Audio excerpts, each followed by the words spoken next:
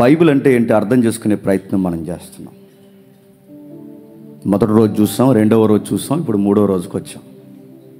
ఈరోజు మన ముందున్న టాస్క్ ఓల్డ్ టెస్టిమెంట్ అంటే ఏంటి, అసలు పాత నిబంధన, దాన్ని అర్థం చేసుకునే విధానం ఏంటి, దాన్నే ఏరియల్ సర్వే అన్నాం మనం. ఒకేసారి నేను ఎలా గాల్లోకి వెళితే, ఒకేసారి నేను ఎలా గాల్లోకి లెగిస్తే ఏ ఇల్లు ఎక్కడుందో, ఏ ఊరు ఎక్కడుందో, ఏ రోడ్డు ఎక్కడుందో గాల్లోకి ఎగిరితే ఎలాగైతే అర్థమవుద్దో, పైనుంచి చూస్తే ఎక్కడ ఎవరెవరు ఎక్కడ నివాసం చేస్తున్నారో ఎలాగైతే అర్థమవుద్దో, ఒక్కసారి బైబిల్ పాత నిబంధన ఎత్తుకెళ్ళి మనం చూస్తే అబ్రహాం ఎక్కడున్నాడు, నోవహు ఎక్కడున్నాడు, ఆదాం ఎక్కడున్నాడు, ప్రవక్తలు ఎక్కడున్నాడు, 400 సంవత్సరాల నిశ్శబ్ద కాలం ఏంటి, మళ్ళీ 400 సంవత్సరాల నిశ్శబ్ద కాలం ఏంటి, ఈ యొక్క ఓవరాల్ వ్యూలో నేను ఎక్కడున్నాను, ఇది అర్థమవుతుంది. అందుకే ఈ నిబంధన అంతా వివరించడం మొదలు పెడితే, నన్ను అడిగితే లైఫ్ సరిపోదు, సెమినార్స్ సరిపోవు, వివరించడానికి సమయం సరిపోదు. బైబిల్ అంతా నేను వివరించను, కానీ ఒక లైన్లోకి తీసుకొస్తాను, జాగ్రత్తగా వినండి.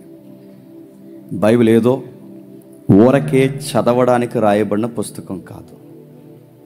దేవుడు అన్నాడు, తిమోతికి పత్రిక రాస్తూ మీకు తెలుసు, 3వ అధ్యాయం 16వ వచనంలో, దేవుని ఆవేశం వలన రాయబడిన గ్రంథం అన్నాడు. ఆయన ఊపిరి, ఆయన శ్వాస, ఆయన ఆవేశంతో రాయబడిన గ్రంథం బైబిల్. ఇది చదువుతుంటే మీకు ఏం స్ట్రైక్ అవుతుందండి? ఆ తిమోతి పత్రిక 3వ అధ్యాయం 16వ వచనం చదువుతుంటే దేవుని ఊపిరి వలన రాయబడిన గ్రంథం అన్నప్పుడు మీకు ఏం స్ట్రైక్ అవ్వాలి తెలిసిన? అదే ఊపిరి ఊది ఆదాముని చేశాడు. ఆదాం అనే వ్యక్తి ఒక నిర్మాణం జరగడానికి ఊపిరిని ఊదిన ఆ దేవుడే ఇదే బైబిల్ రాయించడానికట, చెప్పండి, అదే ఊపిరి. అంటే ఈ వాక్యంలో జీవం ఉందంటే, అందుకే భక్తులు అంటారు జీవం ఉంది. ఈ వాక్యంలో దేవుని ఊపిరి ఉందంటే ఉంది. ఆదామును నిలబెట్టడానికి దేవుడు ఊపిరి ఊదాడన్నది ఎంత 100% నిజమో, ఈ బైబిల్ని తయారు చేయడానికి కూడా దేవుడు ఊపిరి ఊదాడన్నది కూడా అంతే నిజం. ఇప్పుడు ఇలాంటి ఊపిరిని బాగా వినండి. ఇలాంటి జీవాన్ని నువ్వు చదవకుండా పక్కన పెడుతున్నావంటే నువ్వు బైబిల్ని కాదు పక్కన పెడుతుంటావు, దేవుని జీవాన్ని పక్కన పెడతావు. దేవుడిచ్చిన ఆ యొక్క సహవాసాన్ని, దేవుడిచ్చిన ఆయనలో మిళితమవుతున్న ఆ శ్వాస నిశ్వాసలను పక్కన పెడుతున్నావు. అందుకే ఆదాము నిర్మాణం దగ్గర వాడిన పదమే, ఆదాము నిర్మాణం దగ్గర వాడిన ఊపిరి అనే పదమే మళ్ళీ దేవుడు బైబిల్ అనే గ్రంథం దగ్గర వాడ నా ఊపిరి, నా ఆవేశం, నా యొక్క ప్రేరణతో రాశాను గ్రంథాన్ని, అందుకు చదవాలి. ఇంకేం చెప్తున్నాడు బైబిల్? రోమిలికి రాసిన పత్రిక ఒకసారి చూడండి. రోమిలికి రాసిన పత్రిక త్వరగా రోమిలికి రాసిన పత్రిక 1వ అధ్యాయం, రోమిలికి రాసిన పత్రిక 1వ అధ్యాయం 18వ వచనం నుండి,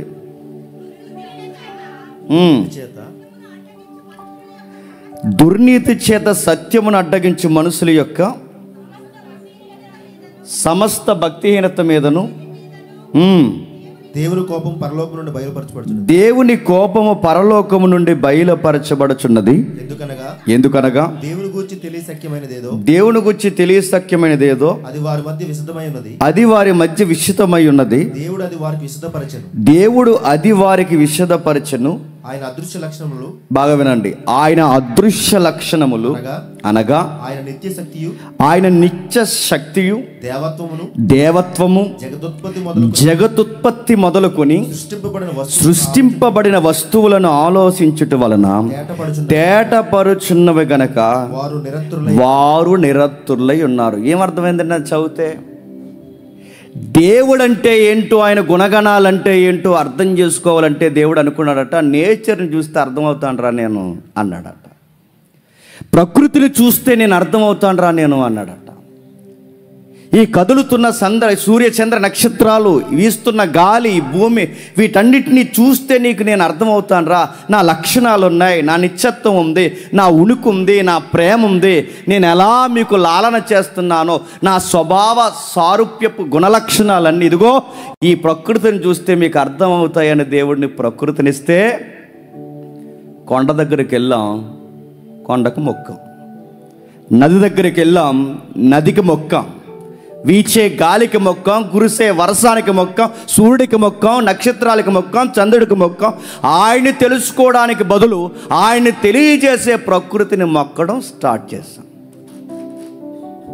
అప్పుడు డిసైడ్ అయ్యాడు మళ్ళీ దేవుడు. గుర్తుపెట్టుకోండి, ఏ ప్రకృతిని చూసైతే వీడు నన్ను తెలుసుకుంటాడు అనుకున్నాడో, ఏ ప్రకృతిని చూసైతే మానవుడు నన్ను అంచనా వేస్తాడు అనుకున్నాడో, ఈ ప్రకృతిని చూసి వీడు నేర్చుకునేది ఏమీ లేదనుకున్నాడో ఏమో, మళ్ళీ తనను తాను బయలుపరచుకోవడానికి దేవుడు మళ్ళీ తీసుకున్న నిర్ణయమే చెప్పండి, బైబిల్.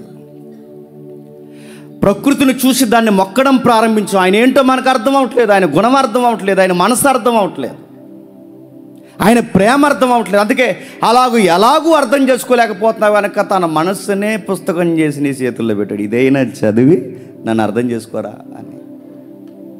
ప్రకృతిలో చూపించాలనుకున్నాడు. గమనించగలిగిన వారు గమనించారు, గమనించలేని వారు ప్రకృతిని ఆరాధించారు. అందుకే దేవుడు నిర్ణయించుకున్నాడు, బైబిల్ రాయాలి. బైబిల్ యొక్క ఔన్నత్యాన్ని మానవుడికి తెలియచేయాలని దేవుడు బైబిల్ని తీసుకొచ్చి చేతుల్లో పెట్టాడు. బైబిల్ అలా స్టార్ట్ అవుతుంది. అందుకే బైబిల్ చదువుతున్నప్పుడు దేవుడు ఆదియందు దేవుడు భూమి ఆకాశములను సృజించిన వచనం చదివితే ఏమర్థమవుతుందండి? ఆదియందు దేవుడు భూమి ఆకాశములను సృజించినట్టు ఏమర్థమవుతుంది? దేవుడు ఉన్నాడని బైబిల్ ప్రూవ్ చేయడానికి బైబిల్ రాయబడలేదు. మరలా చిన్న మాట కాదు ఇది. బైబిల్ దేవుడు ఉన్నాడని నిరూపించడానికి రాసిన గ్రంథం కాదు. దేవుడు ఉన్నాడని బైబిల్ నిరూపించే ప్రయత్నం చేయట్లేదు. ఉన్న దేవుని యొక్క మనస్సు ఏంటో నిరూపించే ప్రయత్నం చేస్తుంది. That is Bible. ఒకవేళ దేవుడు ఉన్నాడని ప్రూవ్ చేసే ప్రయత్నాలు బైబిల్ చేస్తే బైబిల్ వేరే కోణంలో రాసేవారు. దేవుడు ఉన్నాడు పక్క, ఆ ఉన్నవానిలో ఏముందో, ఆ ఉన్నవానికి కోపం ఏంటో, ఆ ఉన్నవానికి మనస్సేంటో, ఆ ఉన్నవానికి జాలేంటో, ఆ ఉన్నవానికి ప్రేమ ఏంటో, ఇది ఎక్స్పోజ్ చేయడానికే బైబిల్ రాయబడింది.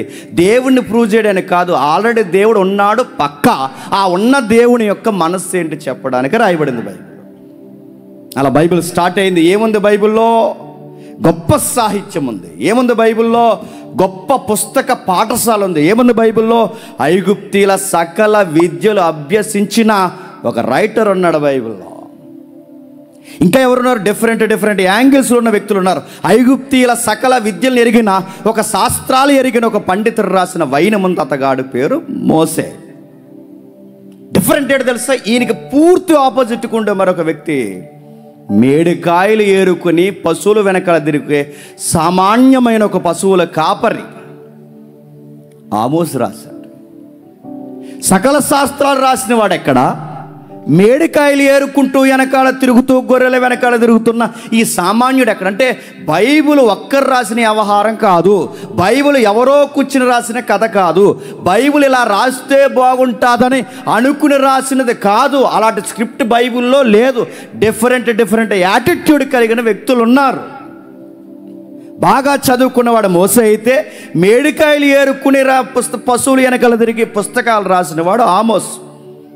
ప్రపంచ టాప్ ఫిలాసఫర్స్ ఎవరైనా ఉంటే అందులో వన్ ఆఫ్ ది ప్లేస్ కొట్టగలిగే క్యాపబిలిటీ ఉన్న వ్యక్తి పౌలు రాశాడు. ఇంకా ఎవరు రాశారు? చేపల బట్టే పేతురు రాశాడు. అసలు అర్థమవుతుందా ఎలాంటి వాళ్ళు రాశారు బైబిల్ అంటే? ఆ వ్యక్తికి ఈ వ్యక్తికి సంబంధం లేదు, ఆ ఊరికి ఈ ఊరికి సంబంధం లేదు, ఈ వ్యక్తి వాట్సాప్లో చాటింగ్లు లేవు. ఇలా రాస్తే బాగుంటుంది, నేను ఎక్కడి వరకు రాసి ఆపేశాను, ఇక్కడి నుంచి నువ్వు కొనసాగించడానికి గూగుల్లో మాట్లాడుకునే అంత సౌలభ్యం లేదు. అసలు నేను ఇలా అనుకుంటున్నాను, నువ్వు కూడా దాన్ని కంటిన్యూ చేయ, మళ్ళీ మన ఇద్దరికి ఎర్రర్స్ వస్తాయి అనుకోలేదు.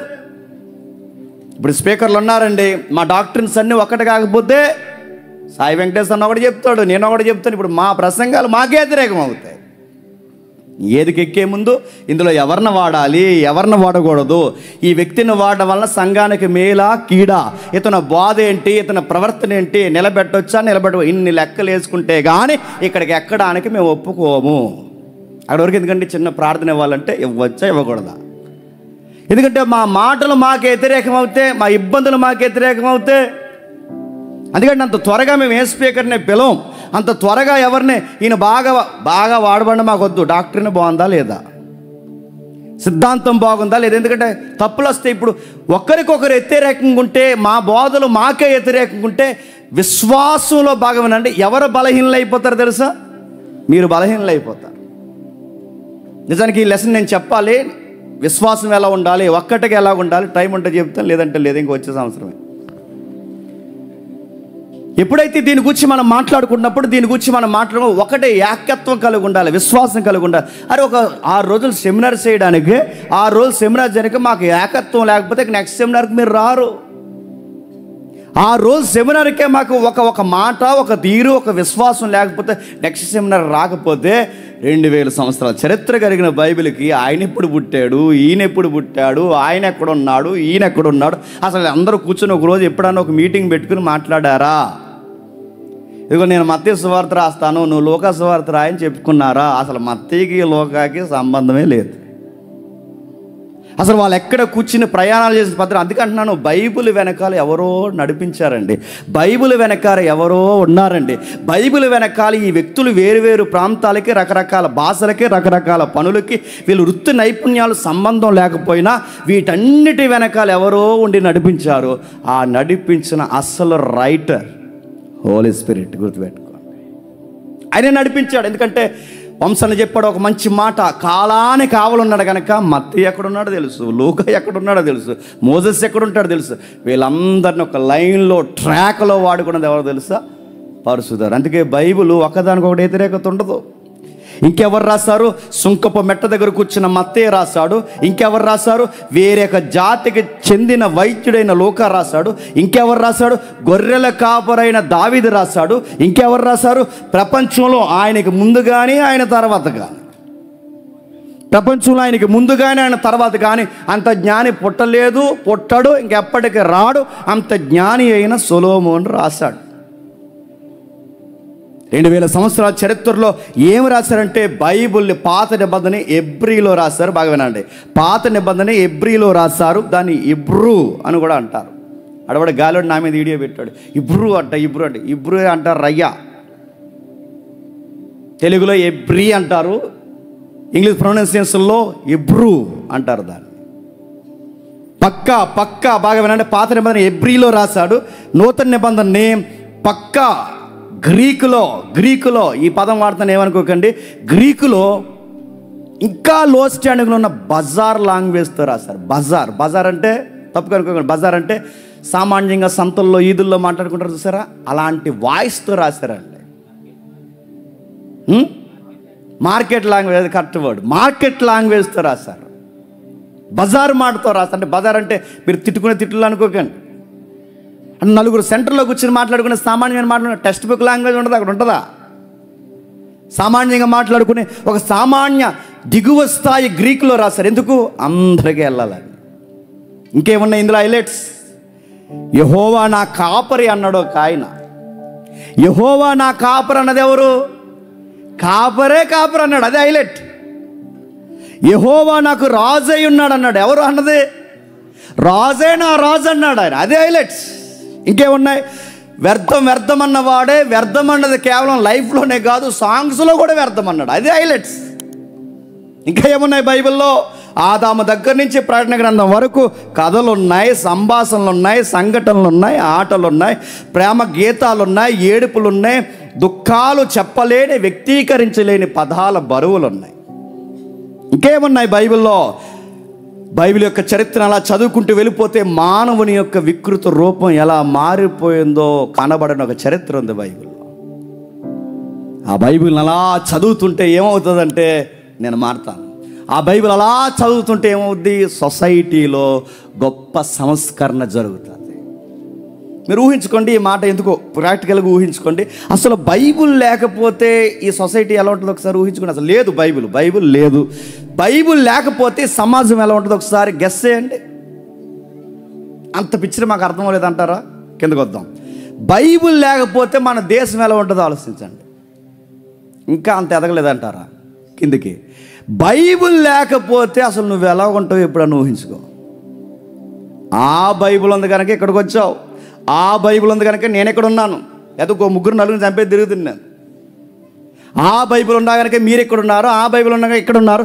ఈ బైబిల్ నన్ను పట్టుకుంది కనుక రౌడీ సీడర్గా మారిపోసిన మాలాటోళ్ళు సువార్థికులు అయ్యారు. బైబిల్ లేకపోతే ఊహించండి మన లైఫ్ ఎలా ఉంటుంది. బైబిల్ లేకపోతే మన విధి విధానం ఎలా ఉంటుంది. అసలు బైబిల్ లేకపోతే మీ దాంపత్యం ఎలా ఉంటుంది. అసలు ఈ గైడ్ చేసే విధానం లేకపోతే ఏమవుతును. అందుకే బైబిల్ గొప్పది. బైబిల్ లేకపోతే ఈ సమాజాన్ని ఊహించలేం. బైబిల్ లేకపోతే ఈ సమాజాన్ని అర్థం చేసుకోలేం. బైబిల్ ఉండాలి. బైబిల్లో ఇంకేముంది, బైబిల్ చదువుతుంటే ఒక ఓవరాల్ పిక్చర్ మనకు కనబడుతుంది. ఆ పిక్చర్ మనం చదువుతుంటే ఒక విచిత్రమైన పదాలు మనకు కనబడతాయి. త్వరగా మనకు మధ్యాహ్నం ప్రవీణ్ అన్న గారు వస్తున్నారు, సాయంత్రం వరకు మనతో గడుపుతారు. ఈరోజు ఆఫ్టర్నూన్ సెషన్ నైట్ వరకు ఆయనే మన మధ్య వాడబడుతున్నాడు. కాబట్టి టైం ఆయనకి ఇవ్వాలి. నేను త్వరగా పరిగెడతాను, ఎందుకంటే పాత నిబంధన డీల్ చేస్తే కానీ రేపు లాస్ట్ రోజు మళ్ళీ కొత్త నిబంధన నేను చెప్పలేను.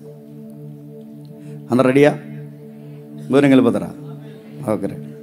మీరు వెళ్తే వెళ్ళనిస్తామా? చూద్దాం. బైబిల్ని 4 భాగాలుగా చదువుతారు. బాగా వినండి. బైబిల్ని 4 భాగాలుగా చదువుతారు. ఒకటి ఇప్పుడు మనం స్టార్ట్ చేసి చూస్తారా, ఓవర్వ్యూగా ఒకసారి చదువుతారు. ఇది మొదటి పద్ధతి. రెండవది వచనం వెంబడి వచనం చదువుతారు. ఇది రెండవ పద్ధతి. మూడవది టాపిక్ వే చదువుతారు. అంటే ఒక టైటిల్ తీసుకుంటాడు, ఒక టాపిక్ తీసుకుంటాడు. దాన్ని ఉదాహరణకి అసలు మానవుడు అంటే ఏంటి, ఇది ఒక టాపిక్. అది ఆదికాండం నుంచి ప్రకటన గ్రంథం వరకు ఎలా ఉంటుందో దీని ఒక టాపిక్ తయారు చేస్తారు. రెండోది పాపం అంటే ఏంటి, దాని గురించి బైబిల్ ఏమని స్టేట్మెంట్ ఇస్తుంది, దాన్ని ఏ విధంగా మాట్లాడింది, ఇది ఒక టాపిక్. ఆదాము దగ్గర నుంచి బాగా వినండి, ఆదాము దగ్గర నుంచి క్రొత్త నిబంధన పుస్తకాల వరకు ఏం జరిగింది ఈ విషయంలో, దీని గురించి ఇదిగో హోలీ స్పిరిట్ కొరకు దేవుడు ఏం మాట, ఇది ఒక టాపిక్. దీన్ని మూడవ పద్ధతిగా ఇదిగో ఒక పాఠంగా తయారు చేసే పద్ధతిని టాపిక్ వేసి చదివే విధానం అంటారు. నాలుగోది ఉంది టైపాలజీ అంటారు. టైపాలజీ అంటే ఆదామును చూపిస్తారు, ఈ ఆదామును పట్టుకెళ్ళి మరొక ఆదాముకి ముడిపెడతారు. ఈ ఆదాము ఈయనైతే మొదట ఆదాము, కడపట ఆదాము ఇంకొక ఆయన ఉన్నాడంటారు. దీన్ని టైపాలజీ అంటారు. దీన్ని అబ్రహాం సందర్భం తెలుసు కదా. అబ్రహాం సందర్భం, తన కొడుకుని బలి ఇవ్వడానికి వెళ్ళినప్పుడు పొదల్లో ఒక గొర్రె పిల్ల ఉంటుంది. ఆ గొర్రె పిల్లని దేన్ని సూచిస్తుందని మాట్లాడతారంటే రాబోతున్న అభిషక్తుని చూపిస్తుంది. దీన్ని టైప్ విధానం అంటారు. ఇది నాలుగవ పద్ధతి. మోసేను చూపిస్తారు. మోసేని ఇదే టైపాలజీలో మోసేని చూపిస్తారు. మోసే వంటి ప్రవక్త ఒక ఆయన వస్తానన్నాడుగా, ఆ ప్రవక్త ఈయనే. దీన్నే టైపాలజీ అంటారు. ఇలా 4 పద్ధతుల్లో చదువుతారు. ఇప్పుడు ఈ 4 పద్ధతుల్లో మనం ఏ పద్ధతి ఇప్పుడు స్టార్ట్ చేస్తాం? మొదటిది ఓవరాల్ వ్యూ. ఇది మనం స్టార్ట్ చేస్తాం. వచనం వెనకాల వచనం బోధించడం ప్రారంభించాం అనుకోండి, టైం సరిపోదు. టాపిక్స్ మాట్లాడడం మొదలుపెట్టాం అనుకోండి, సెమినార్ సరిపోవు. అసలు వ్యక్తి యొక్క ఉదాంతాలు ముడిపెట్టి టైపాలజీ మాట్లాడితే ప్రతి వచనంలో యేసుక్రీస్తు అని టైప్ చేసి మాట్లాడచ్చు. అందుకే ఇదంతా కాదు, కానీ మీరు ఏం చూడాలనుకుంటున్న మొత్తం పాత నిబంధన అంటే ఏంటి, ఓవరాల్ వ్యూ ఏంటి, ఇది మనం ప్రారంభించాం. చూద్దామా అసలు ఏంటి పాత నిబంధన అంటే ఏంటి, దీన్ని అర్థం చేసుకునే విధానం. ఆదికాండం 1వ అధ్యాయం. ఆదికాండము 1వ అధ్యాయం 26వ వచనం. త్వరగా వచనాలు ఏమి తీయని కొంచెం జాగ్రత్తగా వినండి. ఇది ఒకటే. ఆదికాండం 1వ అధ్యాయం 26వ వచనం. దేవుడు మన స్వరూపమందు మన పోలిక చొప్పున నరులను చేయుదుము, వారు సముద్రపు చేపలను ఆకాశ పక్షులను పశువులను సమస్త భూమిని భూమి మీద ప్రాకు ప్రతి జంతువును ఏలుదురు గాకనియు పలికెను. దేవుడు తన స్వరూపమందు నరులను సృజించను. ఏం చెప్తున్నాడండి దేవుడు? బాగా వినండి. దేవుడు ఏం చేస్తున్నాడట, ఇలా మాట్లాడుతూ తన స్వరూపమందు తన పోలుకు చొప్పున నరుని చేసింది. ఈ వచనంలో ఎవరిని పెట్టుకుని చదవాలి తెలుసా? నేను పెట్టుకుని చదవాలి. దేవుడు జేమ్స్ అనే నన్ను తన పోలుకు చొప్పున తన స్వరూపమందు నన్ను చేశాడు. బైబిల్ని ఎలా చూస్తున్నామంటే తన పోలుకు చొప్పున తన రూపమందు నన్ను చేశాడు దేవుడు. ఇదిగో నన్నే డిజైన్ చేశాడు. 3వ అధ్యాయంకి వచ్చాం, వెళ్ళిపోతున్నాం సర్వే. 3వ అధ్యాయంకి వచ్చేసరికి దేవుడు చెప్పాడు తినొద్దు. 3వ అధ్యాయంకి వచ్చేసరికి దేవుడు చెప్పాడు ఆగొద్దు. 3వ అధ్యాయం దగ్గరకు వచ్చేసరికి చెప్పాడు అటువైపుకు పోవద్దు. 3వ అధ్యాయం దగ్గరకు వచ్చేసరికి చెప్పాడు జాగ్రత్త, ఈ 99 చెట్లలో ఏ చెట్టు అయినా తిను, ఆ చెట్టు జోలికి పోకు అన్నాడు. వాంటెడ్గా ఆదాము కావాలని వద్దన్నదే చేశాడు. ఆదాము పొరపాటును తెంచేసాడు అనకండి. ఆదాము ఏదో అలా జరిగిపోయింది, అంత సీరియస్ అయిపోవచ్చేటండి దేవుడు అని అనకండి. చిన్నగా తింటే ఏమైపోయిందని అనకండి. 100 చెట్లు వేసి, బాగా వినండి, 100 చెట్లు వేసి ఆ 100 చెట్లలో 99 తినకరా, ఆ ఒక్కటే తినరంటే అది ప్రాబ్లం.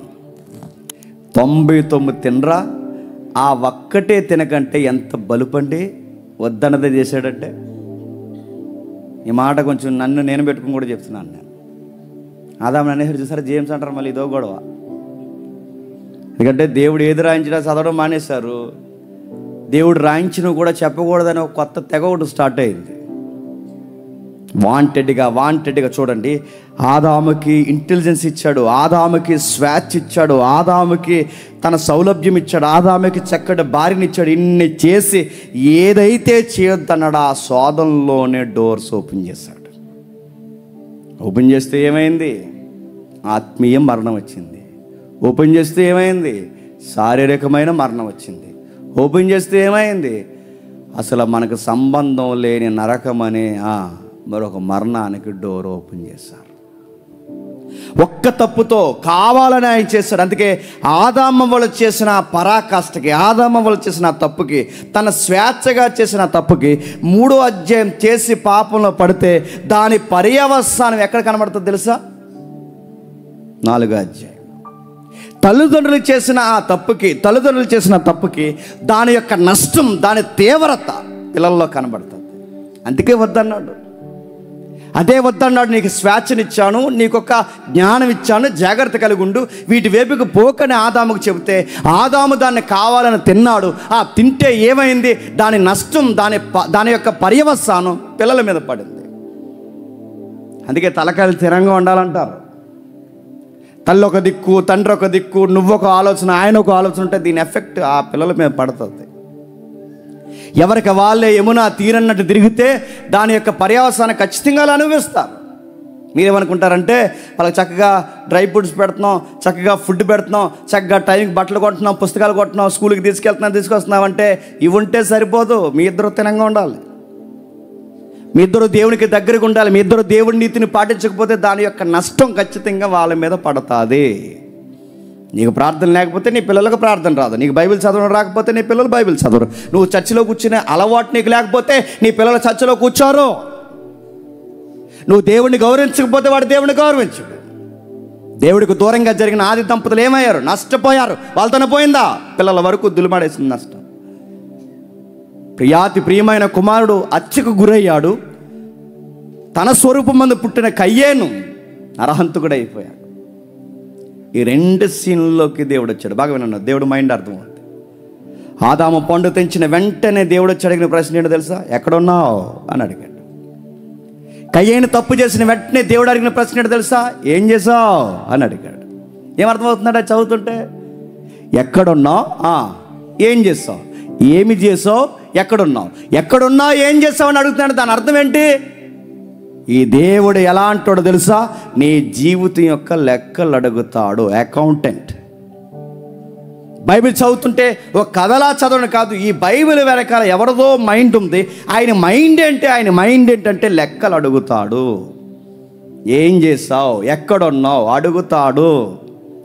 6 రోజులు ఏ ఉద్దేశంతో కూర్చున్నావు అడుగుతాడు. ఎక్కడికి వెళ్ళి వస్తున్నావు అడుగుతాడు. రూములో ఏం చేస్తున్నావు అడుగుతాడు. ఇక్కడ కూర్చుని ఏం చేస్తున్నావు అడుగుతాడు. ఈయన అడిగే దేవుడు, అది ఆయన మైండ్. అది ఏం చేస్తావు, ఎక్కడున్నావంటే ఒక్కరు తినంగా చెప్పలేదండి దేవునికి, అంతా ఆవిడే చేసింది అన్నాడు ఆయన. వాళ్ళ నాన్నకున్న పొగరకు మించిన పొగరు కయ్యానికి వచ్చింది తెలుసా? ఆడెక్కడ ఉంటే నేను చూడ, నేను కాపలా వాడినా అన్నాడు. ఆడికి ఎంత పొగరండి. వాళ్ళ తల్లిదండ్రుల యొక్క రెక్లెస్ యాటిట్యూడ్ ఎవరగా పుట్టిందో తెలుసా? కయ్యనిగా పుట్టింది. నైస్గా పండు తెంచారు వాళ్ళు, రెక్లెస్గా పుట్టుకొచ్చాడు వీడు. పాపం పడిన తర్వాత వచ్చిన వాడు వీడు. ఆ యొక్క యాటిట్యూడ్ కనబడుతుంది చూడండి. లెక్కడికి తట్టున్నాడు. ఆడెక్కడ ఉంటాడు, నేనేమన్నా కాపలా వాడినా, నీకెందుకు చెప్పాలంటున్నాడంటే మనిషి యొక్క వికృత రూపం కనబడుతుంది. 1వ అధ్యాయంలోనే నేను ఎవడికి లెక్క చెప్పను, నా లైఫ్ నా ఇష్టం. చూసారా, మొదటి మనిషిలో కనబడుతుంది. నా జీవితం నా ఇష్టం, నేను ఎవడికి లెక్క చెప్పాలి? అలా చరిత్ర దాటింది, మొదటి అధ్యాయం దాటింది, రెండో అధ్యాయం దాటింది, మూడో అధ్యాయం దాటింది, నాలుగో అధ్యాయం వచ్చేసరికి హత్యలు, మారణకాండలు స్టార్ట్ అయిపోయాయి. 5వ అధ్యాయంలో విచిత్రమైన పదం ఉందండి, ఒకసారి చదవండి. 5వ అధ్యాయం అన్ని అధ్యాయులు చెప్పేసి అన్నీ అనుకోకండి, ఓవరాల్ ఇవే చెప్తాను. ఆదికాండం 5వ అధ్యాయం మొదటి 2 వచనాలు. ఆదాము వంశావళి గ్రంథం ఇదే. ఆదాము వంశావళి గ్రంథం ఇదే. దేవుడు ఆదామును సృజించిన దినమున, దేవుడు ఆదామును సృజించిన దినమున దేవుని పోలికగా అతను చేసెను. దేవుని పోలికగా అతను చేసెను. మగవానిగాను ఆడదానిగాను వారిని సృజించి వారు సృజింపబడిన దినమున వారిని ఆశీర్వదించి దేవుడు వారిని ఆశీర్వదించి నరులని పేరు పెట్టెను. బాగా వినండి, మొదటి వచనానికి రెండవ వచనానికి తేడా మీరు గమనించండి. మొదటి అధ్యాయంలో దేవుడు చేసినప్పుడట దేవుని పోలికగాను దేవుని స్వరూపంలోనూ చేసినట. కానీ 5వ అధ్యాయం వచ్చేసరికి విచిత్రమైన పదం ఏంటో తెలుసా? దేవుని స్వరూపం దేవుని పోలిక కాదు, ఆదాము పోలిక, చెప్పండి, అవ్వ పోలిక. మారుతుంది ప్రపంచం, మీరు చూడండి. దేవుని స్వరూపమందు దేవుని పోలికని చదువుకోవాల్సిన అధ్యాయమే 5వ అధ్యాయంకి వచ్చేసరికి ఆదాము పోలిక చొప్పున మొదటి కుమారుడు, ఆదాము పోలిక చొప్పున రెండవ కుమారుడు, ఆదాము పోలిక చొప్పున మూడో కుమారుడు. అంటే ఆదాము పోలిక ఇప్పుడు ఏ పోలిక? పాపంలో ఉన్న పోలిక. ఆదాము చేసిన ఇప్పుడు ఏ పోలిక? రెక్లెస్ యాటిట్యూడ్ ఉన్న పోలిక, లెక్కలు చెప్పని పోలిక, స్వేచ్ఛను భగ్నం చేసే పోలిక, వారి జ్ఞానమును ఇష్టానుసారంగా ఉపయోగించే పోలిక. చరిత్ర ప్రారంభమైంది చూడండి, చరిత్ర ఎలా నడుస్తుందో చూడండి. దేవుడు మానవుడు, దేవుడు మానవుడు, దేవుడు మానవుడు. దేవుడు లెక్క అడుగుతాడు, వీళ్ళు లెక్క చెప్పనంటాడు. దేవుడు ఆశ కలిగి ఎదురు చూస్తాడు, నీ దగ్గరికి రానంటాడు. దేవుడు ప్రేమ కలిగి పిలుస్తాడు, నేను రానక పొదల చాటున దాక్కున్నాను అంటాడు. నా పోలికలో ఉన్నవారంటే నా పోలికలో నా బిడ్డలు అంటాడు. రకరకాల జరిగింది. తర్వాత ఏం జరిగింది? సాతానన్నవాడు చేసిన వాటిని పాడు చేయడానికి సిద్ధమైపోయాడు. వాడు సాతానుగాడు పని ఏంటో తెలుసా? స్టార్టింగ్ నుండి దేవుడు ఏం చేస్తుంది పాడు చేస్తుంటాడు, దేవుడు ఏం చేస్తుంది పాడు చేస్తుంటాడు. దీనికి కూడా చాలా ప్లాన్ చేస్తుంటాడు. వాడు ఎవడొకరిలో దూరేస్తాడండి. చెడగొట్టు ఎవడొక లూజ్గా ఉంటాడు కదండి, ఆ లూజ్గా మా టీంలో ఎవడొకడు ఉంటాడు, ఇంకా తెల్లలేదు ఇసుక కదా, ఎవడొకడు లూజ్గా ఉంటాడు, ఆ లూజుల్లోకి దూరేస్తాడు, అంతే, మొత్తం వ్యవస్థను చెడగొడతాడు. అదో రకమైన దయ్యం లక్షణాలు వచ్చేస్తాయి అడిగి. ఆదాము దగ్గర నుంచి సాతాను పన్నెండు తెలుసా, ఎవరో ఒకరిలోకి దూరుతాడు, ఏదో ఒకటి చేస్తాడు, మొత్తం వ్యవస్థను చెడగొడతాడు. దేవుడు బాగా వినండి, బైబిల్ అర్థమవుతుంది. దేవుడు ఏం చేస్తాడు తెలుసా? సాతానుగాడు దేవుడు చేసిన చెడగొడితే చెడిపోయిన దాన్ని మళ్ళీ యథాస్థితికి తీసుకొచ్చే ప్రాజెక్ట్ ఎవరు పెట్టుకున్నారో తెలుసా? దేవుడు. అదే ఆయన మైండ్ సెట్. దేవుని మైండ్ అర్థం అవ్వాలి. ఇంకేం జరిగింది? ఇలా సాతానుగాడు పాడు చేయడం, దేవుడు బాగు చేయడం, సాతానుగాడు పాడు చేయడం, దేవుడు మళ్ళీ యథాస్థితికి రావడం. ఈ ప్రశ్న మీకు రావచ్చు, అసలు సాతానుగాడిని తీసేస్తే బాగుంది కదండి అని. సాతానుగాడిని తీసేస్తే బాగుందిగా, మానవులను పాడు చేయకుండా ఉండుగా, సాతానుగాడే లేకపోతే బాగుందిగా, అసలు మానవుడు అన్నోడు చెడిపోకుండా ఉంటుంటే నన్ను అడిగితే ప్రాబ్లం సాతానుగాడు కాదు. నీకు బైబిల్ సరిగ్గా అర్థమైతే ప్రాబ్లం సాతానుగాడు కాదు, ప్రాబ్లం నీకు నువ్వే. నీకు స్వేచ్ఛ ఉంది, జ్ఞానం ఉంది, నీకు ఏ నిర్ణయం తీసుకోవాలో ఏ నిర్ణయం తీసుకోకూడదు నీకు అన్నీ ఉన్నప్పుడు, ఇంత చక్కటి విషయం ఉన్నప్పుడు సాతానుగాడు ఏం చేయగలడు? వాడు నువ్వు తినంగా ఉంటే వాడు ఏమైనా చేయగలడా? ఎవడో తండ్రి అన్నాడట, మా పిల్ల వయసుకు వచ్చింది, ఎవడన్నా ఈదులో తిరిగిన మాకు ఎరగొడేస్తాను అన్నాడట. నన్ను ఈదులో తిరగకుండా ఆపేస్తావా? ఈదులో తిరగకపోతే సొందులో తిరుగుతారు, సొందులో తిరగకపోతే పక్కింట్లో తిరుగుతారు, పక్కింట్లో తిరగకపోతే ఎదురుగా మీ పాప కాలేజీ ఎదురుగా తిరుగుతాడు. ప్రాబ్లం ఈది కాదు, ప్రాబ్లం పక్కిళ్ళు కాదు, ప్రాబ్లం కాలేజీ కాదు. చెప్పండి, మన పిల్ల బంగారం అయితే మనం బంగారం బాగుంటే గుర్తుపెట్టుకోండి, కుక్కలు ఎన్ని తిరిగినా చెప్పండి బంగారం లాంటి చుక్కలాంటి మన తల్లిని ఎవడేమీ చేయలేడు. ముందు మన బంగారం తినంగా ఉండాలి. ఈదులోడు తప్పేటి ముందు మరి మన ఇంట్లో ఉంది కుంపటే. ఈవిడ గారు తినంగా ఉండుంటే అన్నీ బాగుండు, ఈవిడ అలా చూసాడు పైకి వెళ్తే ఈవిడ ఎలా సిగ్గుపడిపోతుందంటే ఇంక అయ్యింది, ఇంకా కొంప. ఈవిడ తినంగా ఉండాలిగా, ఆడి పని పట్టలేదు, చదువులేదు, ఆడి గాలికి తిరుగుతున్నాడు, ఈవిడ ఎందుకు చూస్తుంది? గుర్తుపెట్టుకోండి, మనుషుడు అన్నవాడి ఎగ్జాంపుల్ మీకు అర్థమైతే, నువ్వు తినంగా ఉంటే ఆ గాలి అదవా ఈదులో తిరిగిన సాతానుగాడు ఆడేం చెప్తాడు? మనల్ని ఆడు ఈదులోకి వచ్చినా ఇంట్లోకి వచ్చినా వాడు ఏం చేయలేదు. ఎందుకంటే మనం ఖచ్చితంగా ఉన్నాం, మన జ్ఞానం ఉంది, మనకి దేవుని యొక్క సౌలభ్యం ఉంది, దేవుని యొక్క సహాయం ఉంది, దేవుని ఇచ్చిన స్వేచ్ఛ ఉంది. దేవుడు ఇచ్చిన ఆ జీవితం ఉన్నప్పుడు మనకు అర్థమైతే నేను అడుగుతున్నాను, వాడేం చేయగలడు? అదే అలాగేం కాదు ప్రభువా, నేను తప్పు చేస్తున్నప్పుడు లేదా ఆదాము తప్పు చేస్తున్నప్పుడు వెంటనే నా చేయి పట్టుకొచ్చు కదా ప్రభు అంటే పట్టుకోడు. రే ఏంట్రా పని ఏంట్రా అని దేవుడు ఆపడు. రే అక్కడ చేయి పెడతాడురా అని ఆపడు. ఎందుకు చెప్పనా, ఆయన అలా ఆపితే మనిషి స్వేచ్ఛ తీసేసినాడు అవుతాడు. మన స్వేచ్ఛకి ఎప్పుడు భగ్నం కలిగించాడు, మన జీవితానికి ఎప్పుడు అడ్డు చెప్పడు. ఆయన ముందుగా చెబుతాడు. ఏమని చెప్తాడంటే జాగ్రత్త జాగ్రత్త. ఆదాము తప్పు చేస్తున్నప్పుడు వచ్చి చెప్పాడు, కయ్యేను నరుగుతున్నప్పుడు వచ్చి చెప్పాడు. బాగా వినండి, ఆదాము తప్పు చేస్తున్నప్పుడు వచ్చి చెప్పాడు, కయ్యేను తన తమ్ముడిని చంపుతున్నప్పుడు వచ్చి చెప్పాడు. దేవుడు ఎప్పుడు చెప్తాడంటే జరగబోయే నష్టం ముందు ఏదో ఒకలాగా హెచ్చరికిస్తాడే తప్ప నీ చేయి పెట్టుకుని అలా చేయగరా అండో చెబుతాడు అంతే. ఎందుకంటే నీకు ఇచ్చే స్వేచ్ఛ నీకు ఇస్తాడు. అలా దాటాం. 6వ అధ్యాయంకి వస్తాం. 6వ అధ్యాయంకి వచ్చేసరికి దేవుడు ఆశపడిన పిల్లలు, దేవునికి వ్యతిరేకంగా ఉన్న నరులు, వారు వీరు కలిసి మిశ్రిత జనంగా కలిసి కొత్త కొత్త పెళ్ళిళ్ళు చేసుకుంటారు.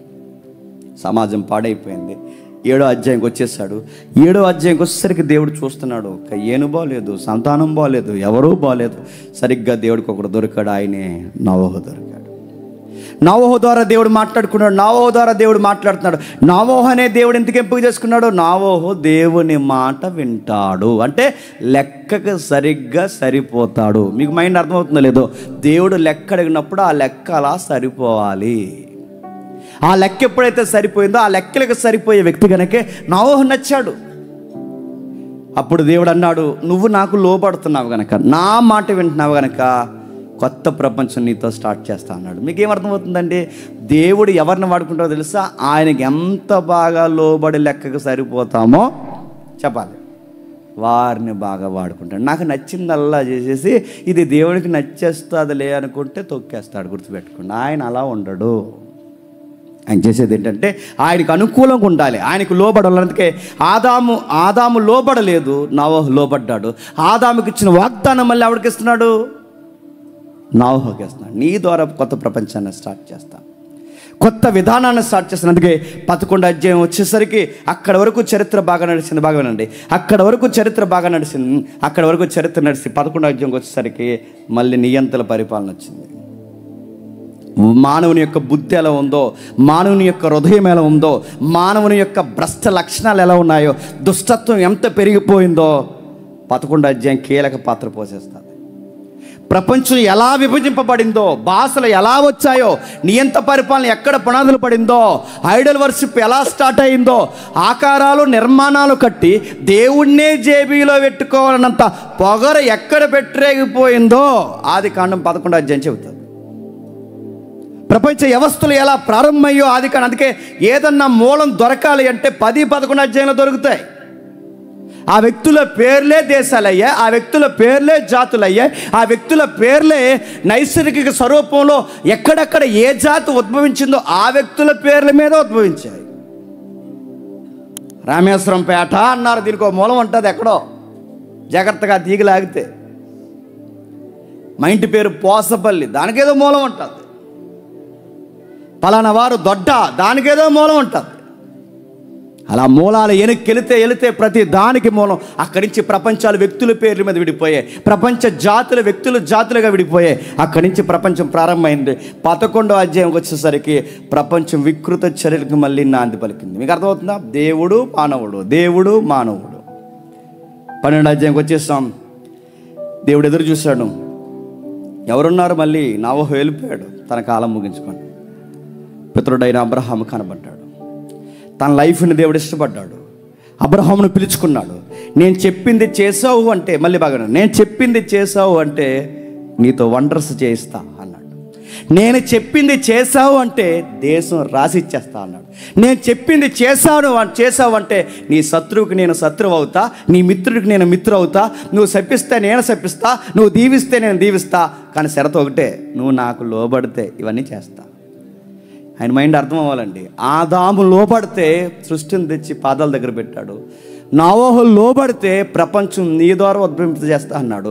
అబ్రహాము మాటిని లోబడితే చెప్పండి, ప్రపంచంలో మళ్ళీ వండర్ క్రియేట్ చేస్తా నీతో అన్నాడు. మీకు ఏమర్థమవుతుంది చదువుతుంటే? ఆయనకు లోబడితే చాలండి, ఆయనకి లెక్కగా సరిగ్గా తూగితే చాలండి, మనకు మనమే ఆశ్చర్యపోయేంత వండర్స్ మనకు చేసేస్తాడు దేవుడు. అబ్రహాం అని అన్నాడు, నీ లైఫ్ నాకు ఇవ్వు, నాకు అకౌంటబిలిటీ మెయింటైన్ చేయి. ఒక లెక్క అడుగుతున్నాను, ముందు ఆ బంధువులు చుట్టాలు ఆ చెత్త చెదారం వేసుకుని తిరగడం మానే. ముందు నీ తండ్రి ఇంటి వారిని నీ వెనకాల ఉన్నారుగా ఆ సోదిబెత్తనంతా వదిలేసిరా. ఎందుకంటే వాళ్ళు నది ఆవల దేవతలు మొక్కుతారు, వాళ్ళకి భక్త భయమా. వాళ్ళందరిని వదిలేసి బయటికి రా.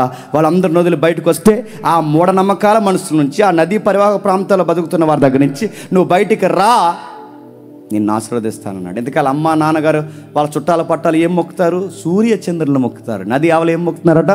సూర్యచంద్రులు మొక్కుతారు. డిఫరెంట్ అని చెప్పిన దేవుడు బలేటోడండి. దేవుడు ఎలా ఉంటాడంటే, ఏ సూర్యచంద్రులను మొక్కుతారు ఇన్ని రోజులు వాళ్ళ ఇంట్లో, ఏ సూర్యచంద్రులను అయితే వాళ్ళు మొక్కుతారో అదే నక్షత్రాలను దేవుడు చూపించి అన్నాడట, అలాంటి పిల్లల్ని ఇస్తాను కావాలా అన్నాడట. ఇప్పుడు అబ్రహాం ఏం చేయాలండి? మనమైతే ఏం చేద్దాం? నక్షత్రాలకు పూజ చేద్దాం. పూజ ఇలా ఎత్తాడు దేవుడు, ఇదిగో నా పిల్లలు అంటమ్మా. అబ్రహాంతో దేవుడు మాట్లాడే సంభాషణ అర్థమవుతుందా? మీ ఇంట్లో ఏవైతే మొక్కుతారో అవే నీకు చూపించి నేను వాగ్దానం చేస్తున్నాను, ఆలకలాగే మొక్కుతావా, నా వైపు తిరుగుతావా? దట్ ఈజ్ ఆయన మైండ్. గుర్తుపెట్టుకుని, ఆయన మైండ్ యాటిట్యూడ్ అంతేనండి. నీకేదో అట్రాక్షన్ కూడా ఉంటుంది, అది తెచ్చి నీ దగ్గర పెడతాడు, ఎలాగున్నావో చూస్తాడు. ఏలియా సందర్భంలో కాకులు రొట్టె మాంసం పట్టుకెళ్తాయట. కాకులు రొట్టె మాంసం పట్టుకెళ్తాయంటే కాకులకి ఎంత ఇష్టం అండి? రొట్టె అంటే సిగ్గులు ఎక్కడ చిన్నపిల్లలు అనుకుని పట్టిపోతాయి. మాంసం ఎండ పడితే ప్లేట్లో పట్టుకుని పోతాయి. కాకులకి పనిష్మెంట్ ఏంటి చెప్పినా, నీకు ఏది పిచ్చు అదే దగ్గర పెట్టి కాకుతా అన్నాడు, పిచ్చి పిచ్చి పనులు చేయకు అన్నాడు. అది ఇస్కరియోతు యోధాకి డబ్బంటే పిచ్చి, ఆ డబ్బు చెంచే వాడి దగ్గర పెట్టేమన్నాడు? జాగ్రత్త అన్నాడు. ఉన్నాడా? ఈ దేవుడికి ఉండే మైండ్ ఏంటి చెప్పినా, నీకు ఏదైతే బలహీనత ఉందో అది దగ్గర పెట్టి నువ్వు నా మాట వింటే జేమ్స్ వండర్స్ చేస్తా అంటాడు. నాకు నచ్చినవే నా దగ్గర ఉంటాయి, నాకు నచ్చేవే నా దగ్గర ఉంటాయి, అప్పుడు నేను తినంగా ఉండాలన్నమాట. నా మైనస్లు ఏంటో నా దేవునికి తెలుసు, నేను ఎలాంటి ఉన్నా నా దేవునికి తెలుసు, నా అట్రాక్షన్ ఏంటో దేవునికి తెలుసు. అవన్నీ నా దగ్గర పెడతాడు. డబ్బు కాలితే డబ్బు పెడతాడు, అందాలు కావాలితే అందాలు పెడతాడు, లగ్జరీ కాలితే లగ్జరీ పెడతాడు, ఇవన్నీ దగ్గర పెడతాడు. లెక్క మిస్ అవ్వకు అని చెప్తాడు. జాగ్రత్తగుండు, అటా ఇట అటా ఇట అటా ఇట అటా ఇట. అబ్రహాం అన్నాడు, ఇటే నీ వైపే అన్నాడు. బ్లెస్ చేశాడు, నక్షత్రాలను చూపించాడు. మీ అమ్మ నాన్న మొక్కుతున్న నక్షత్రాలని చూడు, అలాంటి పిల్లలు నీకు ఇస్తాను, ఈ వాగ్దానం భూభాగాన్ని నీకు ఇచ్చేస్తానన్నాడు. అన్నట్టుగానే ఇచ్చేశాడు. తర్వాత వారసత్వంగా యాకోబుగా ఇస్సాకుకి ఇచ్చాడు. ఇస్సాకు నుంచి యాకోబుకి వచ్చింది, యాకోబు నుండి 12 మంది పిల్లలకు వచ్చింది. అర్థమైపోద్ది, వినండి పాత నిబంధన ఏంటో.